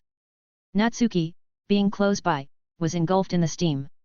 Though he wouldn't be injured in the special lab state, he could still feel the pain as if he were being boiled alive. At the same time, the twisting force of the vortex nearly crushed his body like a rag doll. Damn! That's way too much. If an enemy got hit by that, they'd either be shredded or boiled alive. Either way, they're dead. But I'd be dead too. The area of effect is insane. I have to throw the orb, but it's so unstable it explodes the moment I let go. How do I fix that? Natsuki stared at the smoking crater in front of him, waves of heat still rippling outward, and found himself stumped. Naruto's Rasen Shuriken could only be thrown after he learned Sage Mode. Before that, he couldn't even use it safely. Natsuki's situation was about the same. So, did this mean he had to learn Sage Mode too? No, no. Naruto only improved the Rasen Shuriken after learning Sage Mode. I have the special lab to help me. I don't need Sage Mode to improve this. That said, learning Sage Mode might still be worth a shot. In the lab's invincible state, he wouldn't suffer injury or be petrified when absorbing natural energy. He could experiment freely, tweaking the ratios of natural energy, physical energy, and mental energy, eventually achieving that perfect 1:1:1 ratio. That would bring massive power boosts across the board. At that point, who needs a bike? The tricky part was how to absorb natural energy. That would require research and learning. I'll shelve that project for now. Right now, I need to fix this jutsu. The power can be toned down a bit for close combat. The instability is the real issue. I need to stabilize it. With that goal in mind, Natsuki got back to work. He kept experimenting all the way until the special lab state ended. He still hadn't perfected the jutsu, but at least he gave it a name. Suten, Duzashio Futon. Water style, Whirlpool Boil Bomb. The name itself made its properties obvious. Of course, Natsuki never called out jutsu names in actual combat, so he wasn't worried about enemies figuring it out. The naming was just for research purposes. Oh, and for bragging in front of Tenton and Shino, a cool name was definitely necessary. This one was passable. At least it sounded better than Namikaze Minato's weird naming conventions. Natsuki exited the lab, dark circles under his eyes, washed up, ate, and made it to class bright and early. To his surprise, Shino was already there, sitting motionless at his desk. Shino? You're here this early? Natsuki asked, yawning. I know you always pull an all-nighter on the first of each month, then show up to sleep the next morning. Sleeping alone isn't safe. I'm here to keep watch for you. Chapter 31. Shino's words were calm and natural, but they moved Natsuki deeply. Look at that, this is what a truly dependable comrade looks like. No one had asked Shino to do any of this. Natsuki had never requested his help, yet he still remembered Natsuki's habit of sleeping at the desk without any defenses. Just because of that, he deliberately came early in the morning to wait and watch over him. Seriously? I'm crying right now. Natsuki reached out and patted Shino on the shoulder, speaking solemnly, Shino, I knew I wasn't wrong about you. You truly are a powerful and trustworthy comrade. It's my honor to be your friend. Under his sunglasses, Shino's expression changed slightly, but his tone remained as steady as ever. Natsuki, you're the same strong and reliable. I'm truly glad to be your seatmate, your friend, and your comrade. Thank you for trusting me. I will trust you as well. Natsuki said no more and simply nodded, then fell asleep under Shino's watchful protection. That afternoon, after school, at Tenten's small training field. Tenten looked suspiciously at Natsuki and Shino and couldn't help but ask, "You two don't have some kind of special relationship, do you?" Oh no. The spirit of the eternal Tsukumai had possessed her. Shino, for once, retorted, "Tenten, how could you think that way? Natsuki and I share a bond of mutual trust as friends and comrades. It's only natural that we're close. Besides, the one Natsuki likes is clearly..." He didn't finish the sentence, but Tenten understood, and her face instantly flushed red. Natsuki was startled too, but thankfully Shino hadn't said the full thing. Otherwise, when he tried to confess to Tenten in the future, there'd be no surprise left. He hurriedly changed the topic. Ahem. Today I wanted to show you both one of my latest research results, the Four Beasts technique. I'll be teaching it to Shino, and Tenten, if you want to learn it too, you're welcome. As he spoke, he began to form hand seals slowly. In the next moment, with a poof, a pair of arms sprouted from his shoulder blades. Wah! Natsuki turned into a spider. Tenten leaned in curiously, poking the extra arms with her finger, fascinated by their structure. Natsuki straightforwardly grabbed Tenten's hand with one of the extra arms, while the other began to perform a little finger dance, showing it wasn't an illusion and could move freely. Shino nodded repeatedly. Looks like your concept worked. Natsuki's face showed no surprise at all. Of course. If I failed, wouldn't that betray your trust? As he spoke, the extra arms began forming seals again, and with another poof, a pair of small, delicate hands sprouted from the back of his neck. They were even smaller than a kitten's paws, but they could still perform seals with flexibility. Tenten and Shino's eyes lit up. Anyone with a bit of sense could understand the potential of this technique. Maybe the new arms weren't great for direct combat, but they could be hidden and used for stealthy seals. That way, the user's main arms could be free for taijutsu, while the extra arms secretly activated ninjutsu. What could the enemy do about it? Tenten immediately said, "Natsuki. Natsuki. I want to learn this technique." Shino added, "Let's start the lesson now." Faced with such eager students, Natsuki couldn't refuse. All right. Let's start right now." And so began a 1 vs 2 teaching session. Natsuki even took the chance to teach Tenten the shadow clone technique first, since learning that would make the Four Beasts technique much easier. But Natsuki wasn't exactly behaving. Using Tenten's unfamiliarity with hand seals as an excuse, he taught her hand in hand, openly taking advantage. Luckily, Tenten only gave him a glare and didn't push him away. Shino had already memorized the seals and quietly moved to a corner to practice on his own, tactfully leaving space for the future couple. He didn't need to sit there eating dog food. However, none of the three noticed that the shopkeeper's head was quietly peeking out from the front door. Seeing his daughter being taken advantage of right in front of him, he bit down on his handkerchief in frustration, yet he didn't come out to stop it. As a doting father, he could tell what was going on. His dear daughter wasn't just dedicated to training, she also had a clear fondness for Natsuki. At this point, Natsuki just had to call him father-in-law and it all be official. But he couldn't interfere. Even if he didn't like Natsuki, he had to respect Tenten's choice. Besides, after observing over the past few days, he realized Natsuki was indeed exceptionally talented. Even the heir to the Aberame clan trusted and admired him. A prodigy like that taking a liking to his daughter meant Tenten would be well looked after. Once she became a ninja, her safety would be much more assured, and he could finally relax. Fine. I still don't like this brat, but I'll just pretend I didn't see anything. Thinking that, the shopkeeper nearly shredded his handkerchief from biting too hard, but in the end, he went back inside to tend the shop. Come dinner time, he even prepared a full meal to host them, saying it was to not offend the Aberame heir, but he didn't hold back with Natsuki's portion either, accidentally giving him a few extra pieces of meat. Tenten noticed everything, covering her mouth to stifle her laughter. Deep down, she felt incredibly happy.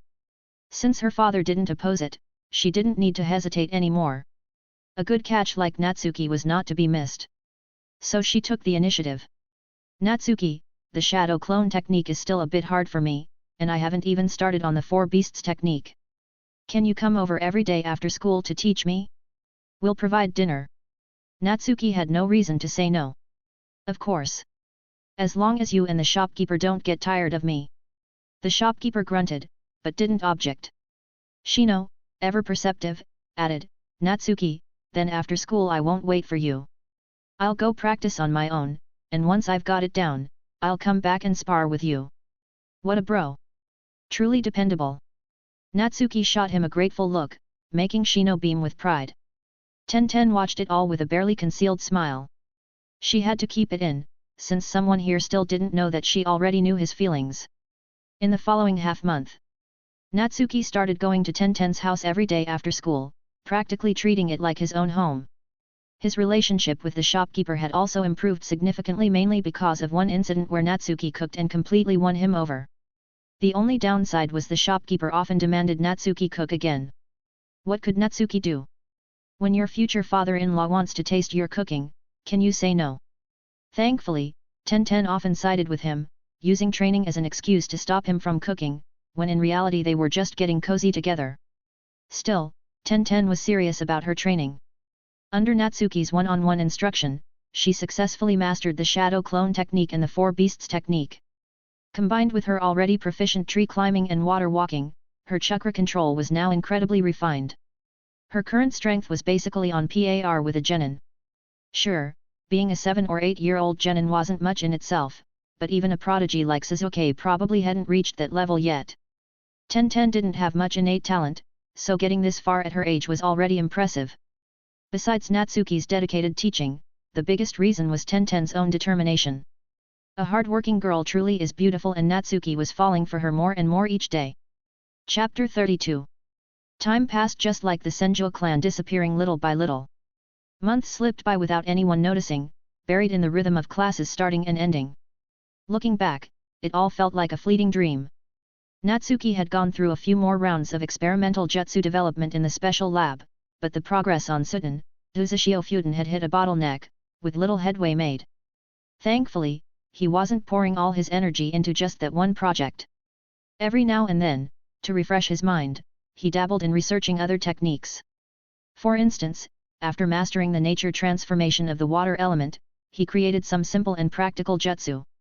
Suten, Benki no Jutsu, water release, telescope technique, by using chakra to condense moisture in the air, forming convex and concave lenses, he could create a telescope out of thin air, able to see up to 2 kilometers away. This technique helped Natsuki immensely.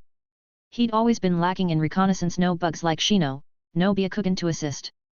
Even after learning chakra sensing, his range was still quite limited. But with this telescope jutsu, he could easily observe everything within 2 kilometers. Suten, Jengeki no Jutsu, water release, magnifying glass technique, similarly, by condensing moisture into a large convex lens and focusing sunlight through it, the jutsu could create burns or even explosions. This technique had appeared in the anime filler once, though the villain who used it seemed to be ice element, not water. Oh, and that same villain probably used the telescope jutsu too. Honestly, while the filler characters weren't that powerful, their jutsu creativity was off the charts, definitely worth borrowing ideas from.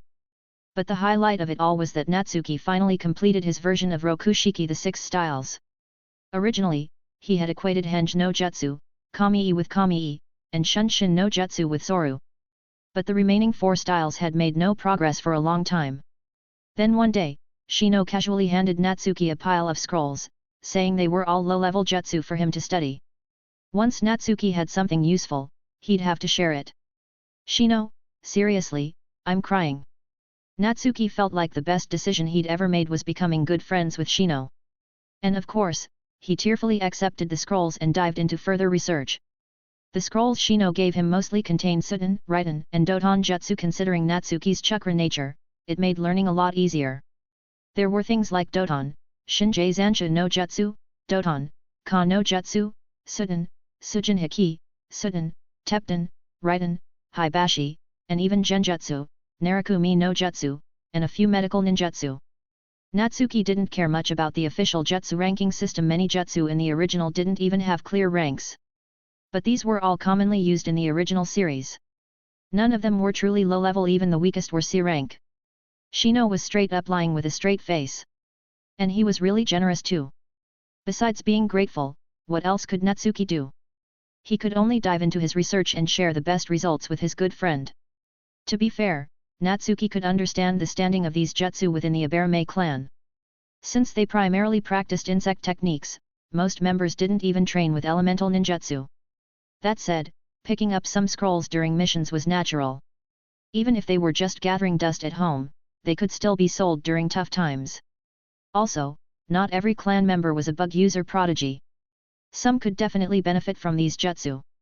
And as the clan leader's son, Shino likely didn't need approval to give out these unappreciated jutsu reprints. Still, he probably consulted his father, Aberame Shibi. So it was fine. But Natsuki couldn't just take that kindness for granted. He had to return the favor. Thus, after months of research, the 6 styles were finally perfected. Tekai, iron body modeled after Doton, Ka no Jutsu, he used chakra to absorb the properties of iron from Kunao, partially turning his body into metal. Shigen, finger gun. By hardening his fingers with the iron transformation, he could perform rapid pinpoint strikes. Jep, moon step. By condensing moisture under his feet with chakra, he created propulsion points, allowing him to run in mid-air. Rankyaku, storm leg. By compressing water vapor into a curved arc with a powerful kick, he created a crescent-shaped chakra blade. It wasn't that Natsuki didn't want to explore new techniques, he just didn't need to. The 6 styles were already a well-rounded system combining offense, defense, and mobility. Why waste brain power reinventing the wheel? This chakra-based version of the 6 styles might not be as exaggerated as the One Piece version, but it was practical. For instance, Tekai was a godsend in a world like the shinobi world, where high offense and low defense were the norm. At least now he didn't have to worry about being killed by a random kunao. And Jep gave shinobi the ability to temporarily fly. What's not to love? Regardless of what others thought, for a physically weak clan like the Aberame, it was revolutionary.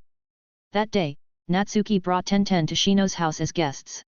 Originally, Natsuki had wanted to invite Shino over to his place to teach him the 6 styles. But Shino turned the invitation around with a powerful reason.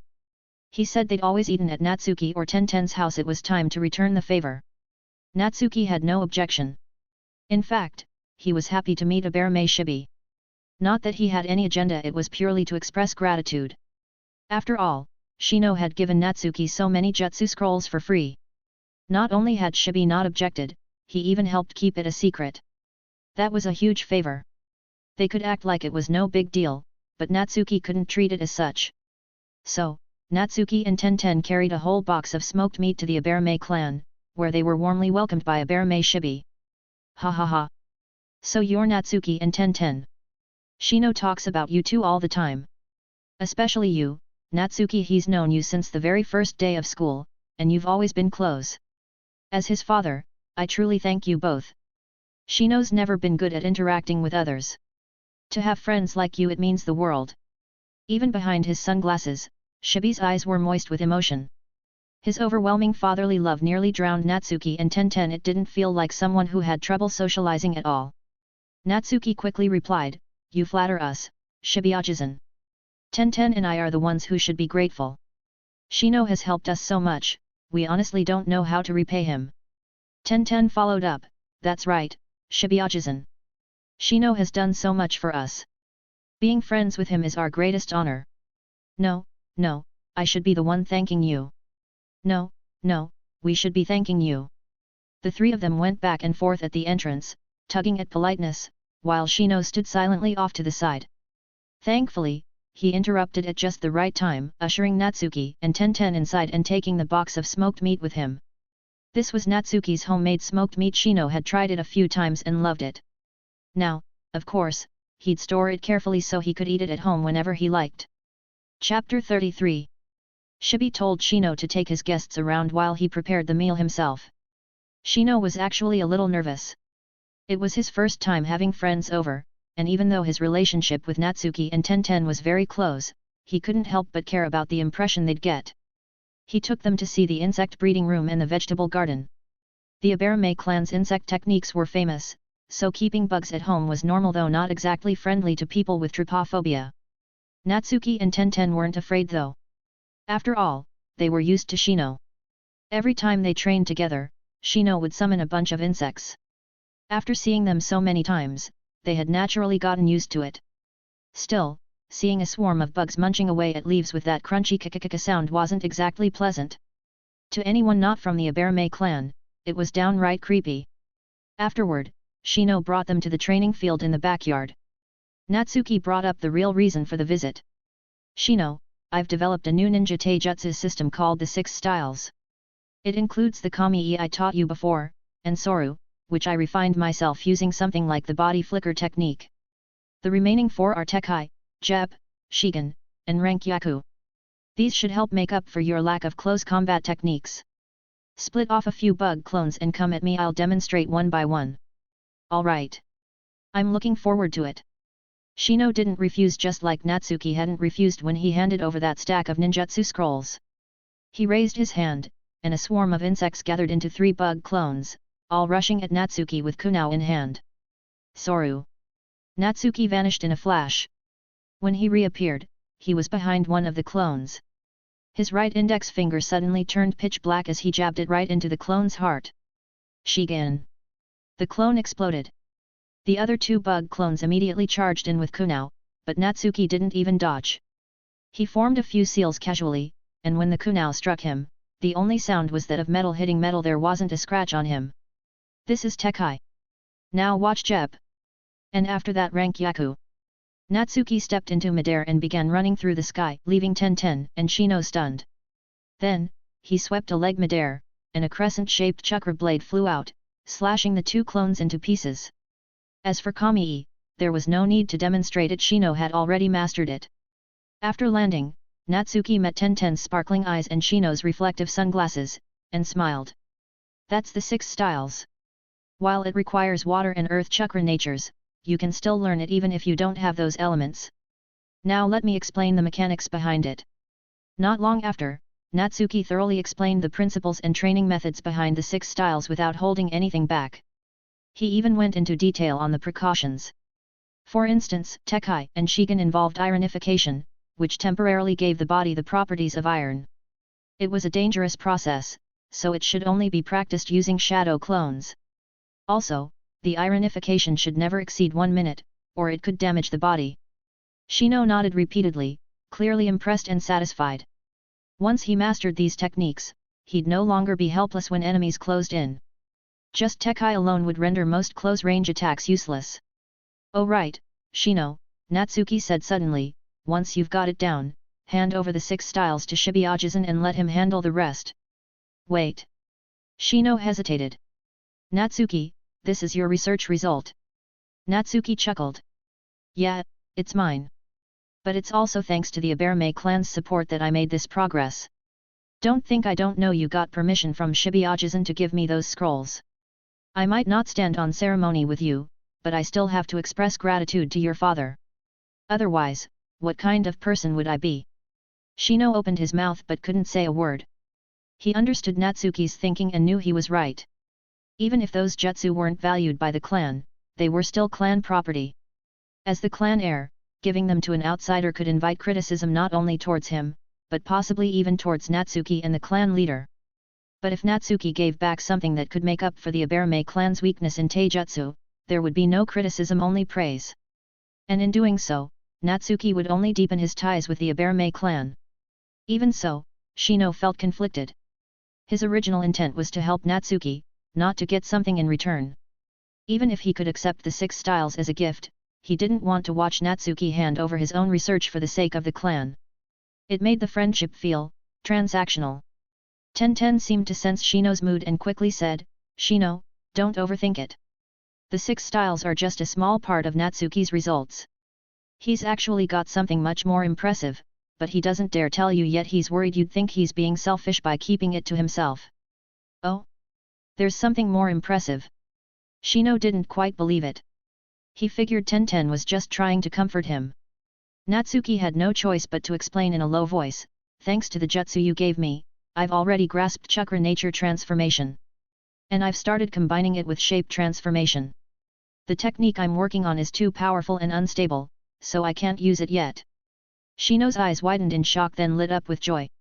He hadn't expected Natsuki to already be merging chakra shape and nature transformation.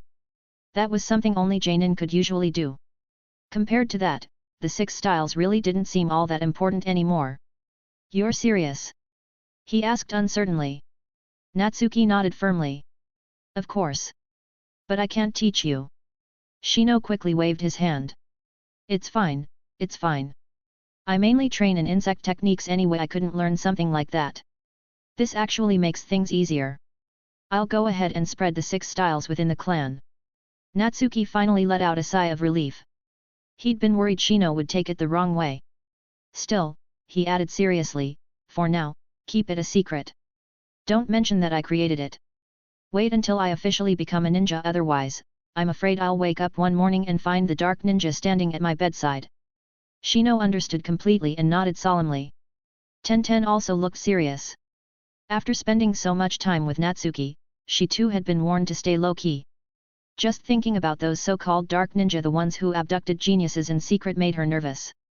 Her future boyfriend was such a prodigy. She really hoped no one would target him. Before long, Shibi called the 3 in for dinner.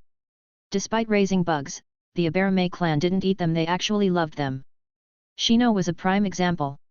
If he saw a bug crossing the road, he wouldn't let his teammates step on it. He found that too upsetting. Their vegetables, on the other hand, were excellently cultivated. Some were grown for the bugs, others for their own meals. And when it came to cooking those vegetables, they were quite skilled. For instance, Shino's mom was an amazing cook. Chapter 34. In the original story, Shino's mother had never been mentioned. But seeing her now, dressed in the same mirrored sunglasses as the rest of the clan, it was clear she was a full-blooded member of the Abarame. Makes sense, really. Whether they intermarried with outsiders or not, just the fact that the Abarame raised bugs was enough to scare off most women. If they didn't marry within the clan, who else could they marry? Fortunately, despite their seemingly aloof appearance, Shino's parents were incredibly warm and welcoming. Especially since Natsuki and Tenten were Shino's friends, they were so enthusiastic, it was almost overwhelming. What made it worse was that Shino's mother liked to tease them, calling them a good match and sighing about whether Shino would ever find someone.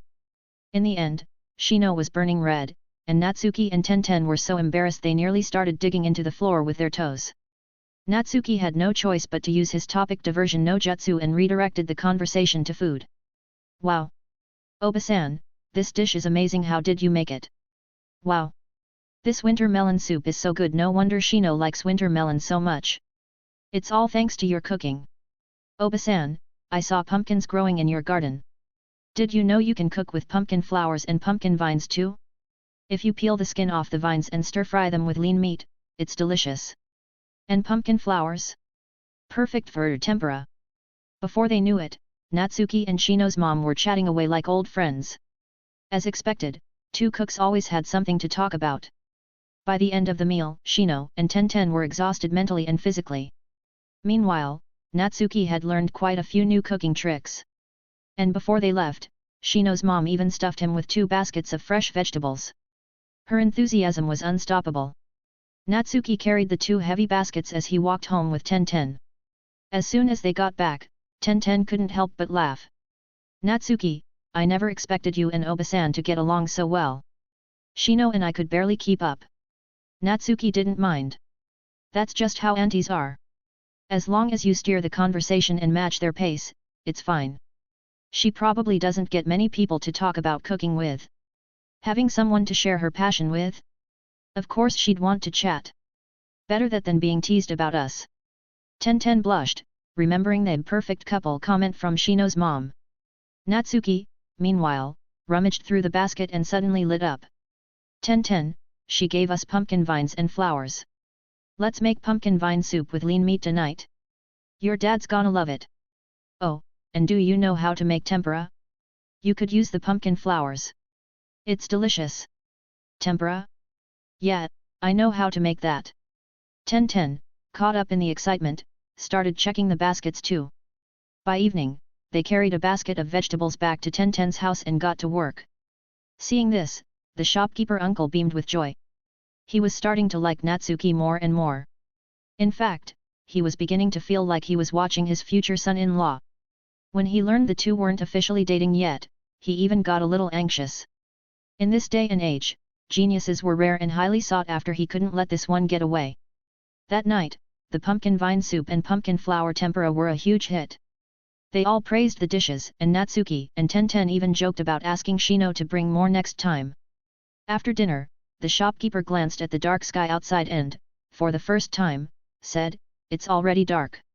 Your house is pretty far, and it's not safe to walk around at night. Just stay here tonight." Natsuki was stunned. "Wait, are you serious, shopkeeper-san?" The shopkeeper's face darkened. "You want me to say it again? Kid, I'm worried you'll get snatched up out there. Things haven't been calm in the village lately. You'd better be careful. But I'm warning you, don't even think about sneaking into Tenten's room. If I catch you, I'll break your legs." With that, he shut the shop door and went back to his room. Natsuki and Tenten were left standing there, staring at each other in silence, their cheeks slowly turning red with awkwardness, and a hint of something else. But the shopkeeper wasn't wrong. Lately, tensions between the Uchiha clan and the village leadership had become increasingly unstable. It felt like a primed explosive tag waiting to go off. Even ordinary villagers could sense the pressure in the air. Some loose-tongued villagers whispered that the village had assigned shinobi to watch the Uchiha compound, and the clan's members were being recalled from outside missions. It was a clear sign conflict was coming. No one even knew if Shisui was still alive. Under those circumstances, it really wasn't safe for Natsuki to walk home at night. Who knew when that weasel would make his move? "Natsuki? Natsuki! Don't space out! I'll take you to your room." Tenten snapped him back to reality and led him to a guest room. She even helped lay out the bedding with surprising care. Though her face remained flushed, probably from the thought of Natsuki sleeping in her house, she quickly returned to her usual composed self and got everything ready. Natsuki didn't refuse. After washing up, he lay down to rest. But not long after, the door creaked open in the darkness. A small figure cautiously stepped in, carrying a dim lantern. As the soft light illuminated the room, he saw it was none other than twin-tailed Tenten. "Tenten. SHH. Quiet, don't let my dad hear." She slipped in like a thief, quietly closed the door, and sat on the edge of the bed, clearly hesitant but saying nothing for a while. Natsuki glanced at her pajamas and couldn't help but tease, "Tenten, isn't this pace a little fast for us?" Tenten's face went crimson. She shot him a glare and whispered, "In your dreams. I just wanted to have a quiet talk about training. I didn't know where to start, that's all. Don't get the wrong idea. You come sneaking in, wearing pajamas, acting all bashful, how am I not supposed to get the wrong idea? If we weren't still so young, who knows what might have happened?" Thankfully, Tenten quickly gathered her thoughts. "Natsuki, after training with you these past few months, my physical strength has definitely improved. My chakra's been growing slowly, and I've gotten better at controlling it. I even learned a few of your jutsu. Most importantly, I've mastered summoning, and I've gotten really familiar with several types of ninja tools." Natsuki listened quietly, waiting for her to finish laying the groundwork. "But now, I feel like I've hit a bottleneck. I'm still too young to undergo intense training, so my chakra development has stalled. Meanwhile, you're getting more and more amazing. I'm worried I'll be left behind. I don't want that. I want to be by your side. But I'm just not strong enough. Can you help me think of a way?" Natsuki understood instantly. This was anxiety.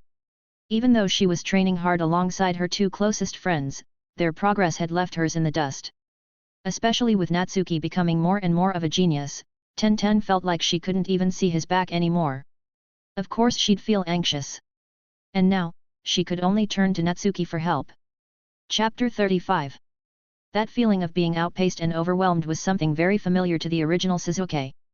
During the Chunin exams, the so-called dead last Naruto grew increasingly dazzling, even managing to summon the Great Toad and defeat a monsterized Gaara in one shot. That moment left Sasuke, who had just barely learned Raiden, Chidori, absolutely stunned. Later, in missions, despite bearing the name of Uchiha, Sasuke contributed little, while Naruto only became stronger and stronger.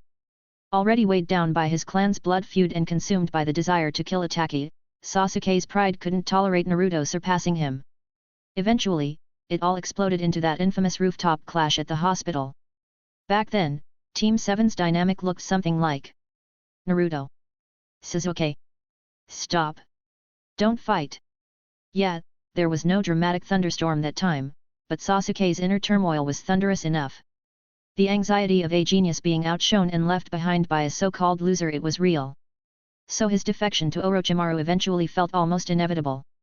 Tenten's current mindset mirrored that, though hers came from a different place. She wasn't trying to outdo a rival. She cared deeply about someone, her boyfriend, and wanted to stay by his side, not be left in the dust. Natsuki realized this and wasn't anxious at all. Instead, he gently ruffled Tenten's hair, speaking with a soft smile, "So you finally told me. I've been waiting. You think I've only been working hard to repay Shino? Nah. I've been thinking of how to help my adorable girl too." Tenten's eyes lit up.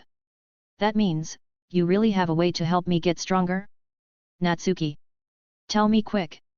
Calm down and listen carefully." Natsuki chuckled. "I've mastered lightning chakra nature transformation. And I've discovered that if you can precisely control lightning to stimulate the body, you can activate cells continuously." Lightning was a mysterious power. There was a reason cultivators in Xiangxia novels were always struck by lightning during tribulation. It wasn't just for dramatic effect. Lightning, though powerful and dangerous, could stimulate the body, making it stronger and boosting its regenerative capacity. In scientific terms, it activated cells, enhancing their performance and speeding up metabolism, naturally strengthening the body. After realizing this, Natsuki conducted several self-experiments in the special lab. It was painful. Excruciating, even. But, in a twisted way, also exhilarating. Thankfully, he eventually pinpointed the exact intensity needed to activate cells without damaging them. And now, with Tenten at a bottleneck, too young for high-intensity training, this method was perfect. Natsuki wasn't worried about mishaps either. With his precision chakra control, even if something went wrong, it wouldn't be fatal. Plus, he had senzu beans as backup. He could go all out. Natsuki. Come on, hit me with it already." Tenten urged. "Don't say stuff that sounds so misleading." Natsuki looked like he was about to cry. If her dad overheard that, he'd probably get murdered on the spot. Meanwhile, in the main bedroom not far from them, the shopkeeper's face had gone completely black. He heard every single word. After all, the house wasn't big and the walls weren't soundproof. The night was quiet, and Tenten had unknowingly raised her voice. Thankfully, he knew Natsuki was helping her train, not doing anything improper. Otherwise, that rolling pin would have been in his hands already. Back in the room, Natsuki had Tenten sit down and took her hands, instructing gently, "Don't resist. I'll send lightning into your body through your hands to stimulate your cells. Since you also have the lightning attribute, try to feel it carefully. I'll do this once a month for you. By the time you graduate, you should be able to control it yourself." Tenten nodded, closed her eyes, and prepared herself. Natsuki focused fully, channeling his chakra into pure lightning and sending it precisely into her body. If he had the Byakugan, this would be even easier. But with prior self-testing and basic knowledge of human anatomy, it wasn't difficult to avoid danger. As the current entered her, a tingling, numbing sensation mixed with slight pain washed over her. Sweat beaded on Tenten's forehead. But she didn't make a sound. She gritted her teeth and endured. After what felt like forever, it was over. Tenten was drenched in sweat, but she didn't feel tired at all. Instead, she felt her body bursting with energy. Her previously stagnant chakra started rising visibly. She was elated. "Natsuki, thank you." Then, acting on instinct, she gently cupped his face and shyly kissed him on the cheek. Natsuki touched his cool cheek, eyes filled with surprise and joy. "Tenten, let's be together." Tenten giggled. "And why should I be with you? You have to say it properly." Natsuki felt a little hot in the face, but spoke firmly, "Because I like you. I want to be with you. I want us to be a couple." Tenten, satisfied, blushed again and gave him another peck. "I like you too, Natsuki. So. I accept." Natsuki was thrilled and immediately got cheeky. "You kissed me. Now it's my turn." "Hee hee, no way. Try anything, and I'll tell my dad." Your dad's already my father-in-law now. In the master bedroom, the shopkeeper finally broke into a smile. But it didn't last long, his face darkened again. These two were getting way too loud. Were they not even trying to hide it anymore? So bold. No, this brat better make a huge feast tomorrow to earn redemption. Meanwhile, Tenten didn't go back to her room. She casually lay down right next to Natsuki and went straight to sleep. They were still kids, snuggling didn't mean anything serious. As for whether kids this age could be in a real relationship. Once, a 4-year-old boy kissed a 4-year-old girl. The girl asked, "Will you take responsibility?" The boy answered confidently, "Of course. We're not 3 anymore." It was a joke, but in this world, many would take it seriously. After all, kids here were far too mature. Uchiha Itachi was already on the battlefield at 4. Now Natsuki was almost 7 and Tenten almost 8. If they wanted to date, no one was going to stop them. The next morning, Natsuki gave Tenten another lightning treatment. Then, holding hands in broad daylight and facing the shopkeeper's blackened expression, they headed off to school completely shameless. They didn't expect to run into Shino right at the school gate. Shino saw their joined hands, and his sunglasses gleamed. "Congratulations!" Natsuki thanked him sincerely. "Shino, thank you for everything you've done." Tenten chimed in happily, "Shino, the pumpkin flower tempura was delicious, and the pumpkin vine soup was amazing. Does your family have more? Natsuki and I are cooking again tonight, you should come eat with us." Shino didn't refuse, but replied calmly, "My mom made the same dishes last night. We used up all our pumpkin vines and flowers. I'll need to borrow some from the neighbors." Chapter 36. Time, just like the Uchiha clan, vanishes in the blink of an eye. When Natsuki was in 2nd grade, Sasuke was already 7 years old. That year, he experienced the most painful moment of his life. His beloved older brother, Itachi, massacred the entire Uchiha clan, leaving only Sasuke alive, consumed by hatred and plunged into utter despair. From that point on, he stopped liking Dango, had no interests, and lived solely for revenge. No one could stop him, anyone who tried would be considered his enemy. The girls in the class were still Sasuke's support squad. They didn't know what had happened to the Uchiha, and even if they did, they wouldn't be able to comprehend such pain. However, it seemed that Ino had figured something out. While still a member of Sasuke's support group, she was no longer as obsessed as before and didn't try to get close to him at every opportunity. Instead, she often stood with Shikamaru and Chiji, as if she now understood the meaning of the Inoshika-ch trio. Natsuki only gave it a glance and didn't really care. What concerned him more was the safety of the village. Back when the Uchiha were still around, although public order was maintained, Danzo's root was extremely rampant, which kept Natsuki on high alert. Now that the Uchiha were gone, root would likely be disbanded soon by Hiruzen. However, without the Uchiha police force, Konoha was practically full of holes. Spies would become active again, and Natsuki couldn't afford to let his guard down. Fortunately, his current strength was already considerable. He could hold his own even against a Jonin. That said, his research on Suten, Uzumaki Futama still hadn't progressed. Instead, he developed other jutsus, such as the previously theorized Suten, Sui Ensen, Chakra Sticky Threads, and Doton, Rising Whirlwind Giant Top. The jutsus were simple in concept, but with his massive chakra reserves, every technique he used packed a punch akin to an ultimate move. As long as he could catch the opponent off guard, even a Jonin could be defeated in one strike. In addition, due to the lack of progress in his main research, he spent his spare time tinkering with other things to ease his boredom, like designing the Demonic Blade, Thousand Edge, and developing a ninja-themed card game. The Demonic Blade, Thousand Edge, was inspired by the blade of the same name from Scissor 7.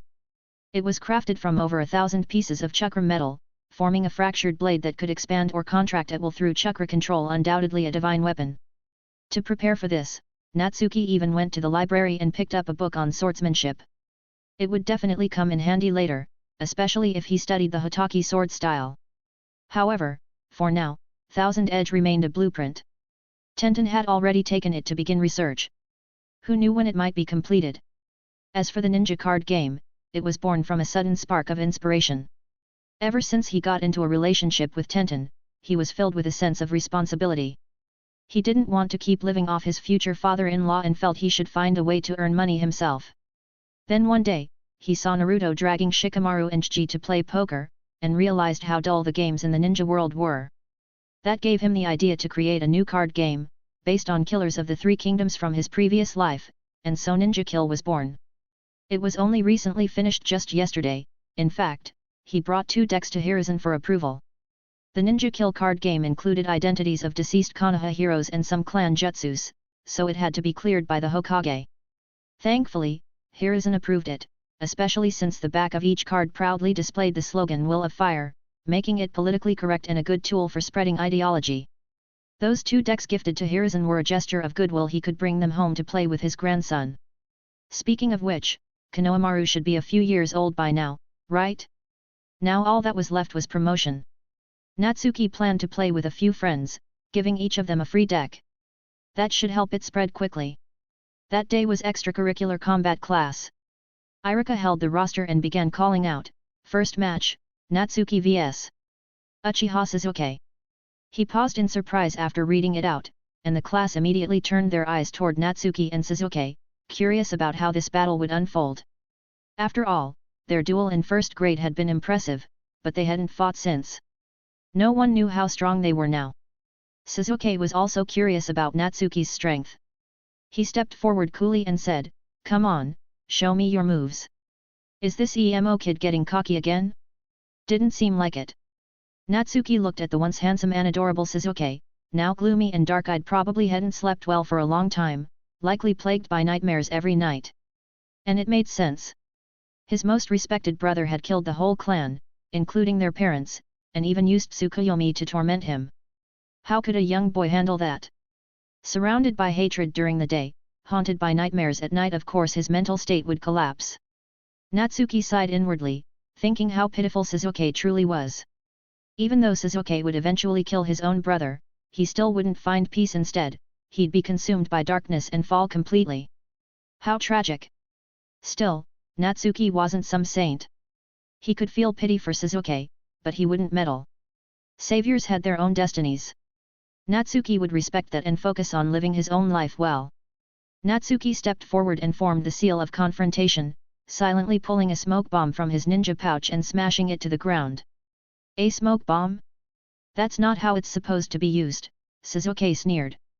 But in the next second, dozens of shuriken shot out from the smoke, targeting Sasuke's vital points and escape routes. Oh, right, starting from second grade, the use of ninja tools and jutsus in battle was permitted. Sasuke's eyes narrowed as he parried 2 shuriken with a kunao and twisted his body to dodge another. Just as he was about to say something, a bam sounded beside his ear. One of the shuriken turned into Natsuki, who then roundhouse kicked Sasuke square in the face while he was unguarded. Sasuke was sent flying and rolled several times on the ground before struggling to get back up. The crowd gasped in surprise. Irika praised, "Natsuki was very clever." Everyone thought throwing a smoke bomb at his own feet was a foolish move, but in fact it was to conceal his transformation technique into a shuriken. He used that to get close and launch a sneak attack when Sasuke let his guard down, truly unexpected. In this aspect, he's already qualified as a ninja. The classmates looked at Natsuki with envy. They didn't expect he'd become so strong. He was the first to knock Sasuke down last time, and now he did it again. How was he always this amazing? Naruto immediately shouted, "Natsuki's awesome, Date Bayo. Beat that stuck-up Sasuke and I'll treat you to Ichiraku ramen, Date Bayo." The girls were furious. They yelled at Naruto, and Sakura even punched him straight in the face. How dare he talk like that about their beloved Sasuke? But none of them noticed that Ino wasn't in the cheering squad today. She didn't join the others in scolding Naruto either. Instead, she stood seriously beside Shikamaru and Chiji, as if Sasuke's defeat hadn't surprised her at all. Chapter 37. Chiji munched on his chips. "Ino, you're not cheering for Sasuke anymore." Shikamaru looked even more surprised. Not only is she not cheering, she's not even surprised. "Ino, do you know something we don't?" Ino just chuckled and didn't answer. These past few months, she hadn't been training aimlessly. Her devil of a dad had pushed her beyond her limits. She'd long since learned to judge strength clearly. Plus, she occasionally trained with Tenton, so she had a decent understanding of the strength of Natsuki and his 2 teammates. She could even confidently say that not just Natsuki and Shino, even Tenton was probably stronger than Sasuke. Those 3, really were something else. Sasuke wiped the scratch on his face, annoyed at himself for being careless, but also more alert toward Natsuki. He could tell Natsuki was sharp and extremely good at applying what he'd learned. Take the smoke bomb, for instance. Others used it to block the enemy's sight for a sneak attack. But not Natsuki. He'd looked like a fool, throwing a smoke bomb at himself, only to conceal his transformation into a shuriken, pulling off a successful ambush. An opponent like that was much more interesting than all the others still clumsily flailing at each other. Hat. Natsuki, you're impressive. You're getting more interesting. Sasuke felt a spark of excitement. He needed strong opponents to improve. Natsuki might not be insanely powerful, but he was full of creativity. He'd already taught Sasuke a lot. But he wasn't about to lose. This time, he was going to win. Natsuki didn't respond. Instead, he threw another handful of shuriken, which Sasuke easily dodged. There was no smoke bomb this time, but Sasuke was much more cautious now, concerned there might be a shadow clone hidden among the shuriken. Whether Natsuki actually knew how to use shadow clone didn't matter. Sasuke was ready for anything. Seeing this, Natsuki formed hand seals and used the clone combination technique, rushing forward. Sasuke knew this move well. He didn't panic at all and quickly formed seals of his own, spitting out a massive fireball. Katon, Gaki no Jutsu. The class gasped. No one expected Sasuke to already be able to use a technique like that. He was only 7. Truly a prodigy of the Uchiha. Iruka grew nervous, worried a student might get hurt. But Natsuki charged straight at the fireball without even trying to dodge, forming hand seals as he ran. Oh, a substitution jutsu? Then he's fine. Wait, a substitution? That's brilliant. Iruka suddenly realized. A substitution. Sasuke couldn't see clearly, but his expression changed. Damn it! This guy! He spun around and kicked backward just in time to see the Natsuki running toward the fireball transform with a puff into a shuriken, while the real Natsuki had reappeared behind him. They had swapped places. Bam! Their feet collided midair. Because Sasuke had kicked reflexively, he was slightly off balance and ended up stumbling back. Just as he was about to counter, Natsuki rapidly formed another set of hand seals, eyes locked on Sasuke, and suddenly, Sasuke felt the world spinning. Genjutsu, Naraku Mizan no Jutsu. Crap, Genjutsu. Sasuke immediately calmed his mind and disrupted his chakra flow, breaking free from the illusion in an instant only to be greeted by a big OL kick to the face, sending him flying. The entire class was dumbstruck. They hadn't expected Natsuki to chain together attacks like a storm, dominating Sasuke the whole time.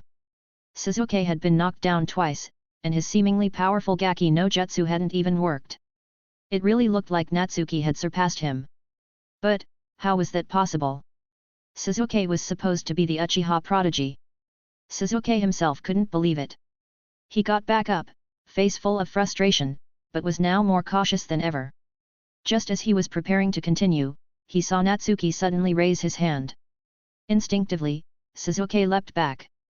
But Natsuki calmly said, "Iruka-sensei, I'm out of chakra.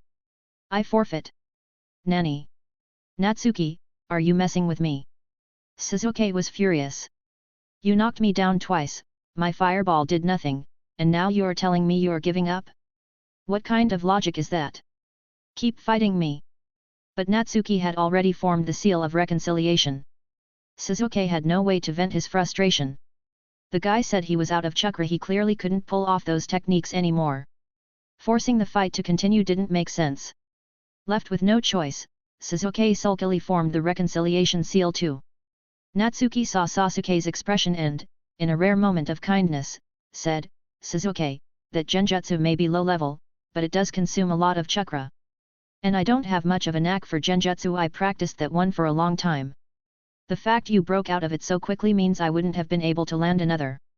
Continuing would have been pointless. More importantly, if I kept going, you'd lose and I'd blow my cover. Better to leave it at that." Sasuke felt a bit better hearing that. Maybe he wasn't doing so badly after all. He had escaped a genjutsu instantly. But then Natsuki added, "Still, your mental state isn't great, Sasuke. Otherwise, you wouldn't have fallen for such a low-level genjutsu. Those dark circles under your eyes aren't a good sign. If you don't get proper rest, it could be dangerous in a real fight." With that, he turned and walked off, receiving a wave of applause from the class. Though Natsuki had technically forfeited, it didn't really feel like a loss. He had still earned everyone's respect. After all, he was the first one to beat Sasuke down like that. If only he had more chakra, Sasuke might have suffered a real defeat. Only the insiders Shino and Ino remained calm. To them, it was clear, Natsuki wasn't the type who enjoyed playing ninja games. Just then, Naruto jumped out again. Iruka-sensei. Since Natsuki forfeited, can I fight Sasuke next? I'm super strong today, I will win, Date Bayo. Iruka sighed. This blonde brat was giving him a headache. He glanced at Sasuke, who gave a slight nod, so he relented. Fine. Since Sasuke has no objections, the second match will be Naruto vs. Sasuke. Form the seal of confrontation. Ha! Sasuke, prepare yourself, Date Bayo. Naruto charged up enthusiastically right after forming the seal, only to be kicked flying the next second. Sasuke sneered. I'm still pissed off from Natsuki forfeiting. Since you're so eager for a beating, how could I say no? Your attacks aren't even a fraction as good as Natsuki's. And you think you can beat me? What followed was a one-sided beatdown. Though Naruto could really take a hit, at his current age and with his long-term malnourishment he wasn't nearly as tough as he'd one day become. Soon, he was lying on the ground in miserable shape. Only after Iruka declared the match over did Sasuke's sour mood finally ease. Still, he couldn't shake the feeling that something about Natsuki was off. Even if he said he was out of chakra, he hadn't looked the least bit exhausted. So was this guy just hiding his true strength on purpose? And he waited until after beating me up to pretend to give up. Was he treating me like a joke? Chapter 38. But strangely, no one questioned Natsuki's supposedly low chakra levels. It had somehow become an accepted fact. When did that happen? Something felt off. Sasuke's instincts were right. In truth, this was all part of Natsuki's deliberate setup. Ever since that first-year match where he surrendered to Sasuke and claimed his chakra wasn't enough, he'd kept up the act in every outdoor class, always showing signs of running low on chakra. Over time, everyone just took it for granted. Now that he'd used a few ninjutsu and even genjutsu, wasn't it normal that his chakra ran out? Besides, he was only 7. Wasn't it natural for him to have low chakra reserves? As for the fact that he had overwhelmed Sasuke earlier, that was just some clever trickery, nothing worth taking seriously. Damn that cocky bastard Sasuke, Date Bayo. Naruto grumbled as he limped off the field, then thick-skinned as ever, he scurried back toward Sakura. But she kept her eyes on Sasuke the whole time. Only Hinata was concerned about Naruto's injuries. Ah, this tangled mess of emotions, it was enough to give anyone a headache. Still, with a bag of sunflower seeds, this would make for excellent entertainment. The rest of the matches weren't much to see. Even when Shino faced off against Kaiba, it was a clean win for Shino. Kaiba didn't stand a chance and ended up completely deflated. Oh right, Kaiba hadn't even gotten his dog yet. He probably wouldn't start raising Akamaru until he turned 9. But even if he had his dog, he still wouldn't be a match for Shino. That, Natsuki was absolutely sure of. Once the boys' matches wrapped up, it was the girls' turn. First up, the best friends turned rivals battle, Yamanaka Ino vs. Harano Sakura. No need to wait for the Chunin exams, this was a full-blown hair-pulling war right now. Or, that's what everyone expected. Instead, the match began with Sakura getting smacked and sent flying. She stayed down for quite a while.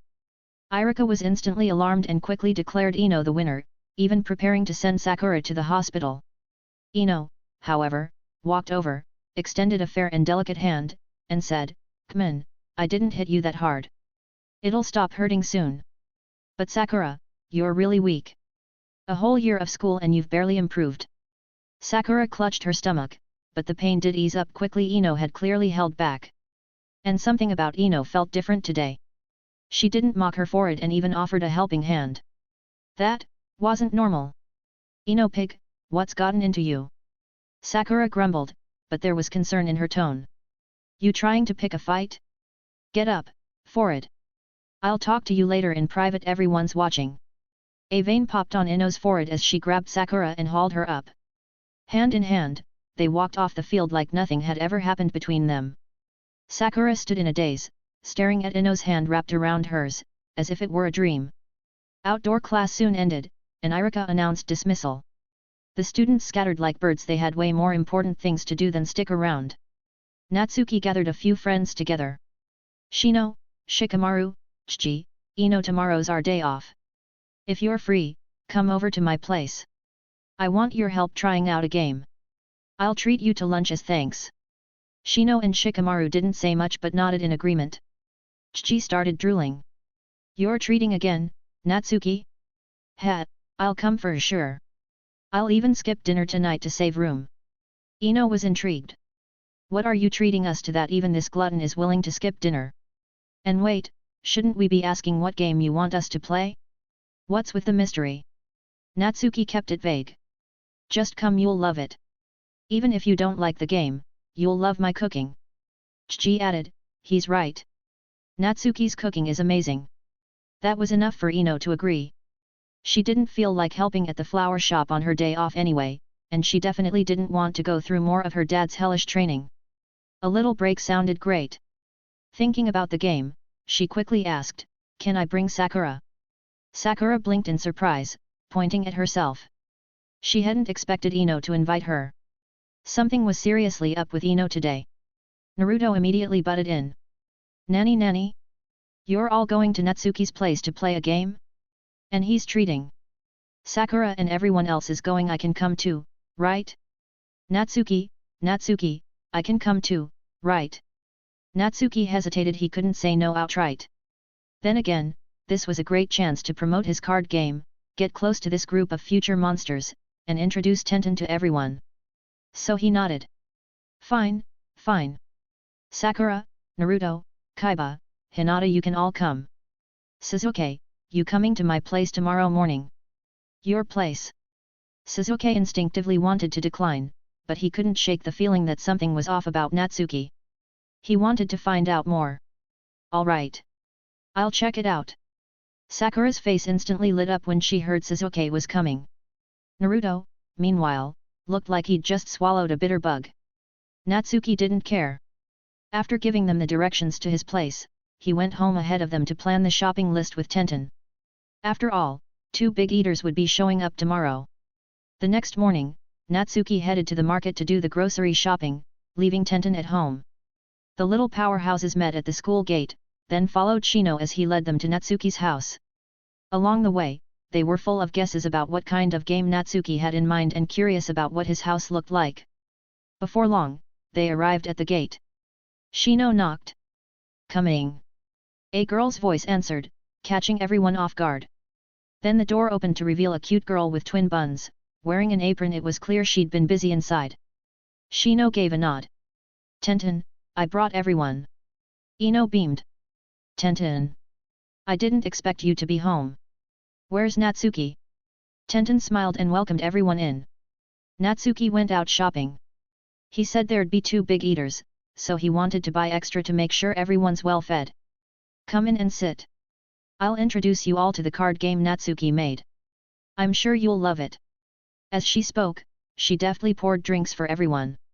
Aside from Shino and Ino, everyone else was quietly studying Tenton, wondering whether she was Natsuki's little sister, or maybe older sister. Naruto couldn't help but ask, so this bunhead is? Ino proudly and dramatically announced, ahem. The adorable girl standing before you with twin buns is Tenton. She's a year above us and Natsuki's girlfriend. So she was his girlfriend. Wait, what? Nani? Natsuki's girlfriend. He already has a girlfriend. Everyone's eyes widened. Total shock. Mind blown. Chapter 39. Even Shikamaru and Chiji were stunned. They were Natsuki's friends, yet this was the first time they were hearing about it. Even Ino had known earlier than them. Then they looked over at Shino completely calm. That guy clearly had known all along. Sasuke, too, was wide-eyed. Originally, he had come to learn more about Natsuki's fighting style and clever tricks in battle, only to discover the guy actually had a girlfriend. What could he even say? Surprised? Shocked?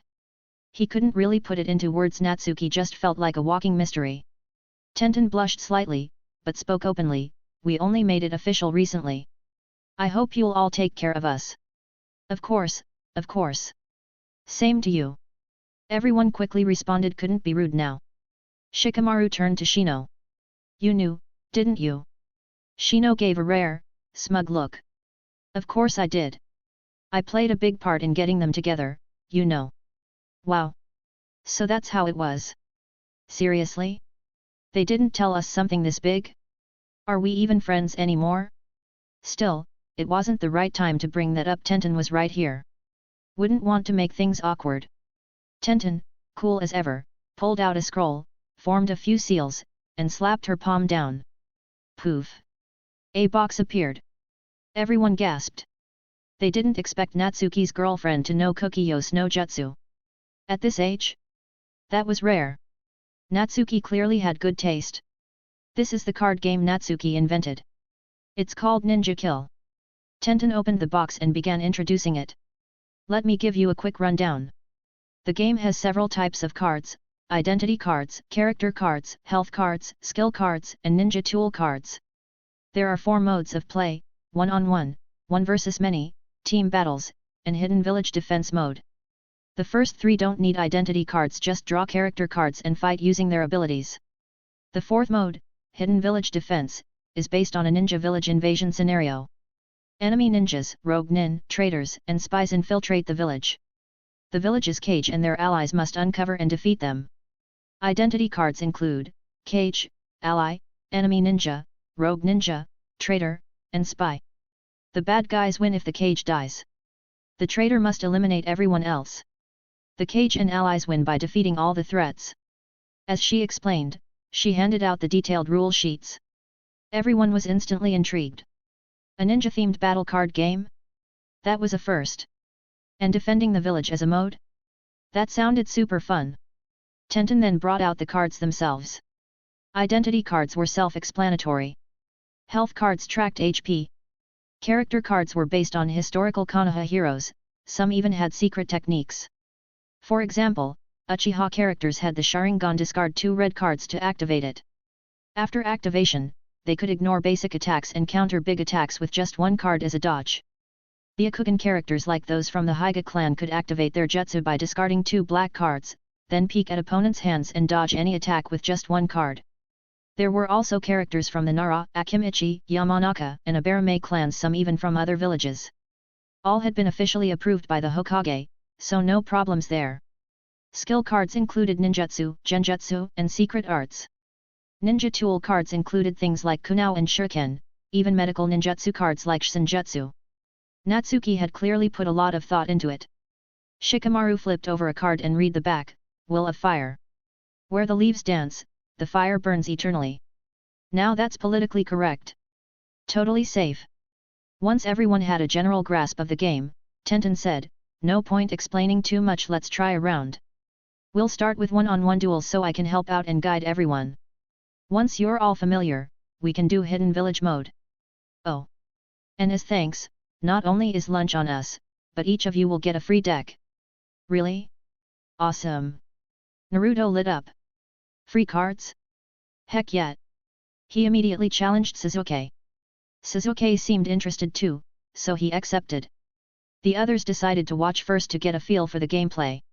Each drew a character card. Sasuke lucked out and drew an Uchiha. Naruto got a member of the Inyazuka clan. Based on their characters, they received their health cards. Each drew 10 cards, and the game began. Sasuke went first, drew 2 cards, then discarded 2 red hearts. Activate Sharingan. Then Kunao slash. Naruto scratched his head and played a dodge. But Sasuke grinned. Naruto, I activated the Sharingan. That means my attacks now require 2 dodges to block. Either play 2 dodges, use a substitution jutsu, or lose HP. What? That's cheating. Naruto complained. Humph. That's the power of the Sharingan. Hurry up, dodge or take the hit.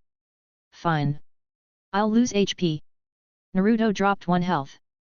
But Sasuke wasn't done. He kept attacking with Kunao slash, Shuriken slash, Shunshin slash. Naruto's HP was dropping fast. Fortunately, Sasuke soon ran out of cards, meaning he was out of stamina and chakra. Now it was Naruto's turn to fight back. Kaiba, who was watching eagerly, shouted, Naruto. Use the Fang over Fang secret technique. It'll drain Sasuke big time. But Naruto hated being told what to do. After drawing 2 cards, he instead used medical ninjutsu to recover some HP, then equipped a Sudden skill card. He discarded 2 cards and launched a Sudden attack. Sasuke calmly dodged. With Sharingan active, he only needed 1 card. Naruto attacked again. Sasuke dodged again. The two went all out. Sparks flew literal and metaphorical. When Natsuki returned, he found the yard buzzing with energy. The game was in full swing. Those playing were completely absorbed, and those watching were equally hooked. Kaiba, frustrated with Naruto's chaotic gameplay, even asked Tenten for another deck so he could play with Shikamaru and Chiji instead. Yo! Looks like you're all having fun. I'll go cook now. Natsuki grinned as he walked in with a mountain of groceries, drawing everyone's attention but just for a moment. They quickly turned back to the game. It was just like back in the day with old school consoles. Parents would call for dinner and you'd ignore them mid-game. In a world like this, where good games were rare, something like Ninja Kill was bound to become an addiction. Natsuki was confident, once Ninja Kill hit the market, it would explode. He'd be raking in the Ryo, no more worrying about future marriage funds. Chapter 40. Event started. Pick up the new fanfic. Natsuki, you bastard, you got a girlfriend and didn't tell us. Shikamaru played a card as he muttered his complaint. Natsuki grinned. It just became official recently. But hey, you all got to meet her today, right? I'll give you a proper introduction over lunch. For now, keep playing. Tenton came over to help as well. Shino also tried to lend a hand, but Natsuki and Tenton gently pushed him back into his seat. This day was meant for their friends to enjoy the game. Cooking was their job as hosts, no help needed. Soon, everyone had mastered the rules and jumped right into Hidden Village defense mode. They began drawing identity cards and the results immediately made everyone's faces shift. Shikamaru was the cage. Kaiba groaned, how are we supposed to win now? With Shikamaru's IQ, aren't we doomed? Sasuke raised an eyebrow. Kaiba, your complaining just gave away your identity. The game starts the moment identity cards are drawn. Only the cage's identity is public. Everyone else is a mystery. This is the intel gathering phase. What happened to your basic ninja training? Kaiba immediately shut up. He knew he'd slipped and would be targeted first by Shikamaru, and the cage's allies would probably join in taking him out. The others kept straight faces, but Shikamaru was already scanning the room with that calculating gaze. He'd likely already pegged a few people's identities. A smirk crept onto his lips. Normally lazy, Shikamaru thrived in strategy games like this. Let the hunt begin. Everyone drew their character cards, received their health cards, and drew 10 starting cards. With the cage's turn beginning, the Hidden Village defense officially kicked off. Shikamaru, I'll equip Katon Jutsu and blast Kaiba with Agaki no Jutsu. Kaiba, hehe. Substitution Jutsu. Sasuke, Naruto is definitely the spy. Raiden, Hibashi. Naruto, Sasuke, what are you talking about? You're the spy. No, you're the rogue ninja. I dodge. And now I activate Byakugan. Sasuke, show me 5 of your cards. Sakura, Naruto. Shuriken slash. Ino, everyone calm down. If we keep attacking randomly, we might end up killing allies. I'm passing. Chiji, munch munch, why overthink it? Sudden, damn surge. Shikamaru, Chiji, are you nuts? That's an AoE attack everyone has to dodge. You're the enemy ninja, aren't you? Shino, sitting calmly beside Shikamaru, played a card called Uncle Repairs the Gate, blocking Chiji's attack for the cage, but Shikamaru didn't trust him either. Shino could be the traitor. Everyone was having a blast while Natsuki and Tenton flirted in the kitchen. Luckily, it didn't delay lunch. Around noon, Natsuki began serving dish after dish to the table. The courtyard was still loud and chaotic. Natsuki overheard some of it and couldn't help but snicker. Apparently, Naruto had mistaken Shino for the traitor and kept targeting him. Turns out Shino was an ally. Meanwhile, the person Naruto tried so hard to protect, Sakura, was the rogue ninja, and nearly got Shikamaru killed.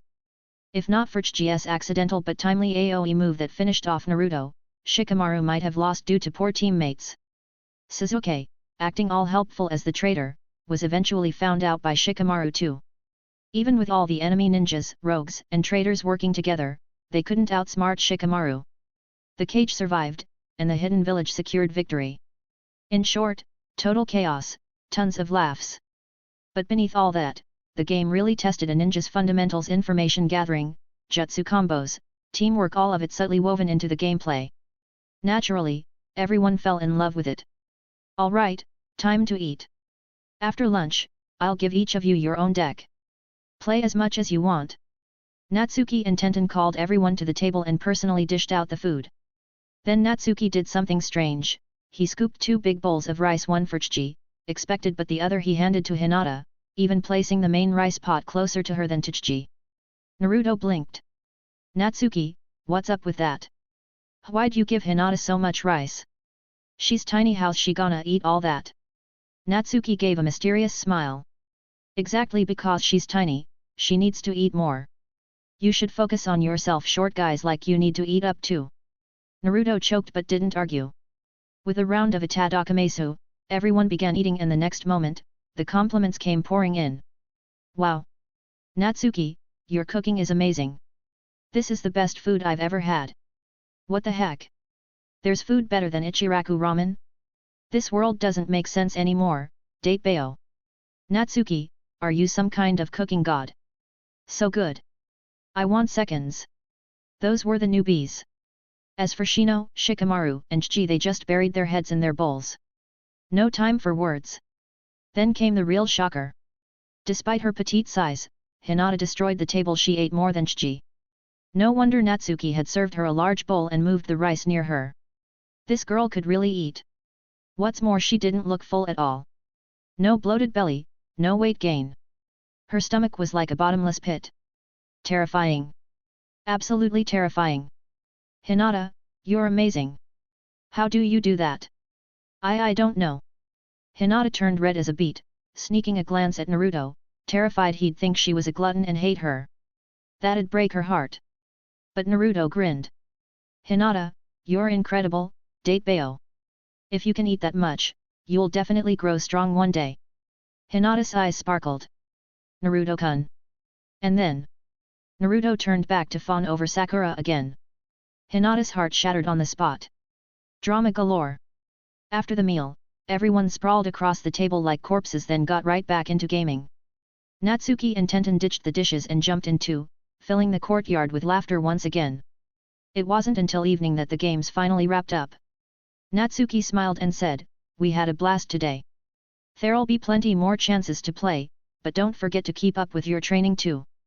Then he and Tenton handed out the promised card decks. No empty promises here, everyone got one. Grinning from ear to ear, the kids started planning who to play with at school tomorrow. As the sun dipped low, they all said their goodbyes and left one by one. Peace returned to the yard. Tenton took Natsuki's hand and smiled. "You've got great friends." Natsuki gave her hand a gentle squeeze. "They're your friends now too." Chapter 41. After that day, the Ninja Kill card game suddenly became a big hit. It first took off at the Ninja Academy. The next day, Naruto and the others brought their cards to challenge others, and soon the game spread like wildfire. Then, Tenton's family's ninja tool shop was almost trampled by the village kids and their parents. After that, other merchants came to negotiate wholesale deals for the cards. But since Natsuki was only the inventor of the game, all trading decisions were up to the shop owner, his father-in-law. All Natsuki had to do was sit back and wait to collect his share of the profits. The shop owner knew Natsuki was a capable guy and happily went off to do business. But Ninja Kill really did explode in popularity. For a while, the entire village was obsessed. Even some of the ninja got into it. After all, whether they had missions or not, life was usually pretty boring. Not everyone was like Kakashi, who loved reading Ika Ika Paradise, and constantly playing poker got old. The appearance of the Ninja Kill card game filled that void perfectly. What could Natsuki do? He was making a fortune, that's what. But of course, trouble soon followed. "Natsuki! Natsuki! Come play Ninja Kill with us. We're trying to play the Ninja Village defense mode but don't have enough people." Naruto shouted once again. "Sigh. Naruto, give it a rest." Natsuki rubbed his temples. "Sure, the game is fun, and it lets you live out your dream of being Kage for a bit. But don't forget to study and train, alright? Every time you become the Kage in the game, you go on a killing spree. I've been your teammate a few times and you keep killing me. What happened to your basic ninja skills like intel gathering? Naruto turned red and stubbornly replied, I am learning now, Date Bayo. I'll definitely be a great Hokage in the future. Natsuki rolled his eyes. Exactly why you should focus on learning and training. Otherwise, you'll only ever be Hokage in the game, and forget about it in real life. Naruto couldn't argue back, but he couldn't give up the game either, so he went off to find others to play with. Luckily, Hinata the sweet idiot decided to join in, letting Naruto start up another round of ninja village defense. Natsuki thought that although he created this game to earn money for marriage, he might have ended up ruining Naruto's future. Would this savior of the world even be able to save the world if things kept up like this? What if, when facing Kaguya, he just threw out 2 dodge cards? Wouldn't the entire shinobi world be doomed? But Natsuki quickly got over it. After all, Naruto was the chosen savior by the world itself. That old geezer, the sage of 6 paths, was still watching. Nothing major would go wrong. No need to interfere too much. He found Shikamaru. Shikamaru, do you have any flash bombs? He remembered in the original story, only Shikamaru seemed to use flash bombs effectively, paired with his shadow techniques, so he should have some. Shikamaru tossed down a card and replied while playing, I've got some at home. I'll bring one for you later. But what do you want a flash bomb for? Never mind, sounds like a pain. I won't ask. Thanks. I'll pay you for it. Natsuki wouldn't just take a friend's stuff for free. A flash bomb was a proper ninja tool and probably expensive. As he sat back down, Shino couldn't help but ask, Natsuki, got a new idea? Natsuki smiled and nodded. Yup. And it's perfect for you. Think about it, Earth Release has the hardening technique, which works by absorbing the properties of Earth, right? And the iron body I created absorbs iron's properties. So what would happen if you absorbed the components of a flash bomb and activated it with chakra? Shino's sunglasses flashed. It would emit an intense burst of light. Natsuki gave a thumbs up.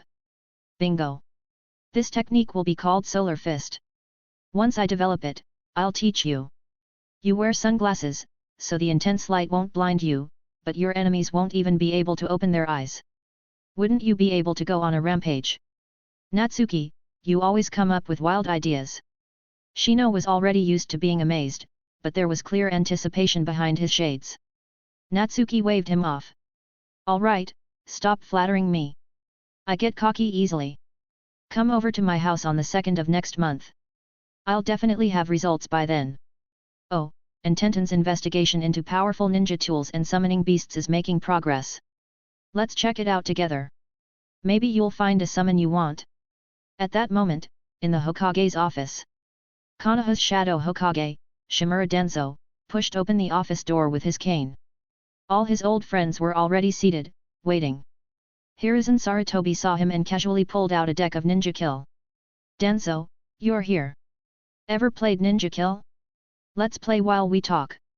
He shuffled 4 identity cards and placed them on the table. Denso hobbled over and picked one. His eyelid twitched, usurper. Sarutobi picked one too and flipped it over, cage. Koharu and Homura also drew a card each but stayed quiet, waiting as Sarutobi shuffled the character deck for them to draw from. As he shuffled, Sarutobi kept talking. This card game really is something. It brings ninja combat to the tabletop. You can play one-on-one, one versus many, many versus many, and even the ninja village defense mode. And look at my luck, still Hokage in the game. Crack, it sounded like Denso's cane had cracked. He drew a character card, only to find it was a Uchiha character. His expression darkened as he slammed the card onto the table. Sarutobi, the Uchiha were evil. We wiped them out for the village's sake. I played no small part in that. Are you planning to discard me now that I've served my purpose? Sarutobi flipped his card. Second Hokage, Tobirama. He chuckled. Hat. I had that card specially made by the card game's inventor. There's only one in the entire ninja world. I must have shuffled it in earlier by accident, lucky me. But Denso, do you know why Tobirama-sensei chose me to be Hokage back then? He didn't answer Denso's question, but the message was clear. Denso understood immediately and clenched his teeth without replying. That brat Natsuki, what was he doing making these damn cards, even creating a special one for Sarutobi? Sarutobi, that shameless old man, pretending it was luck. As if. Just like back then Tobirama had asked a question and Sarutobi answered first, so he got chosen as Hokage. What was there to be smug about? If it hadn't been for his tireless work in the shadows, would Sarutobi have enjoyed such glory all these years? Now Sarutobi wanted to get rid of Root because the Uchiha threat was gone and Root was growing too powerful? Figures. Sarutobi wasn't dumb, he must have realized Root was becoming a threat to the Hokage seat. As if he'd let that happen. Danzo tossed out 2 cards and activated his Sharingan, then used Shunshin, kill and said coldly, Sarutobi, you can't disband Root. Sarutobi didn't dodge, throwing down a water release, water shockwave to counter. Danzo, I am the Hokage. Thanks for listening.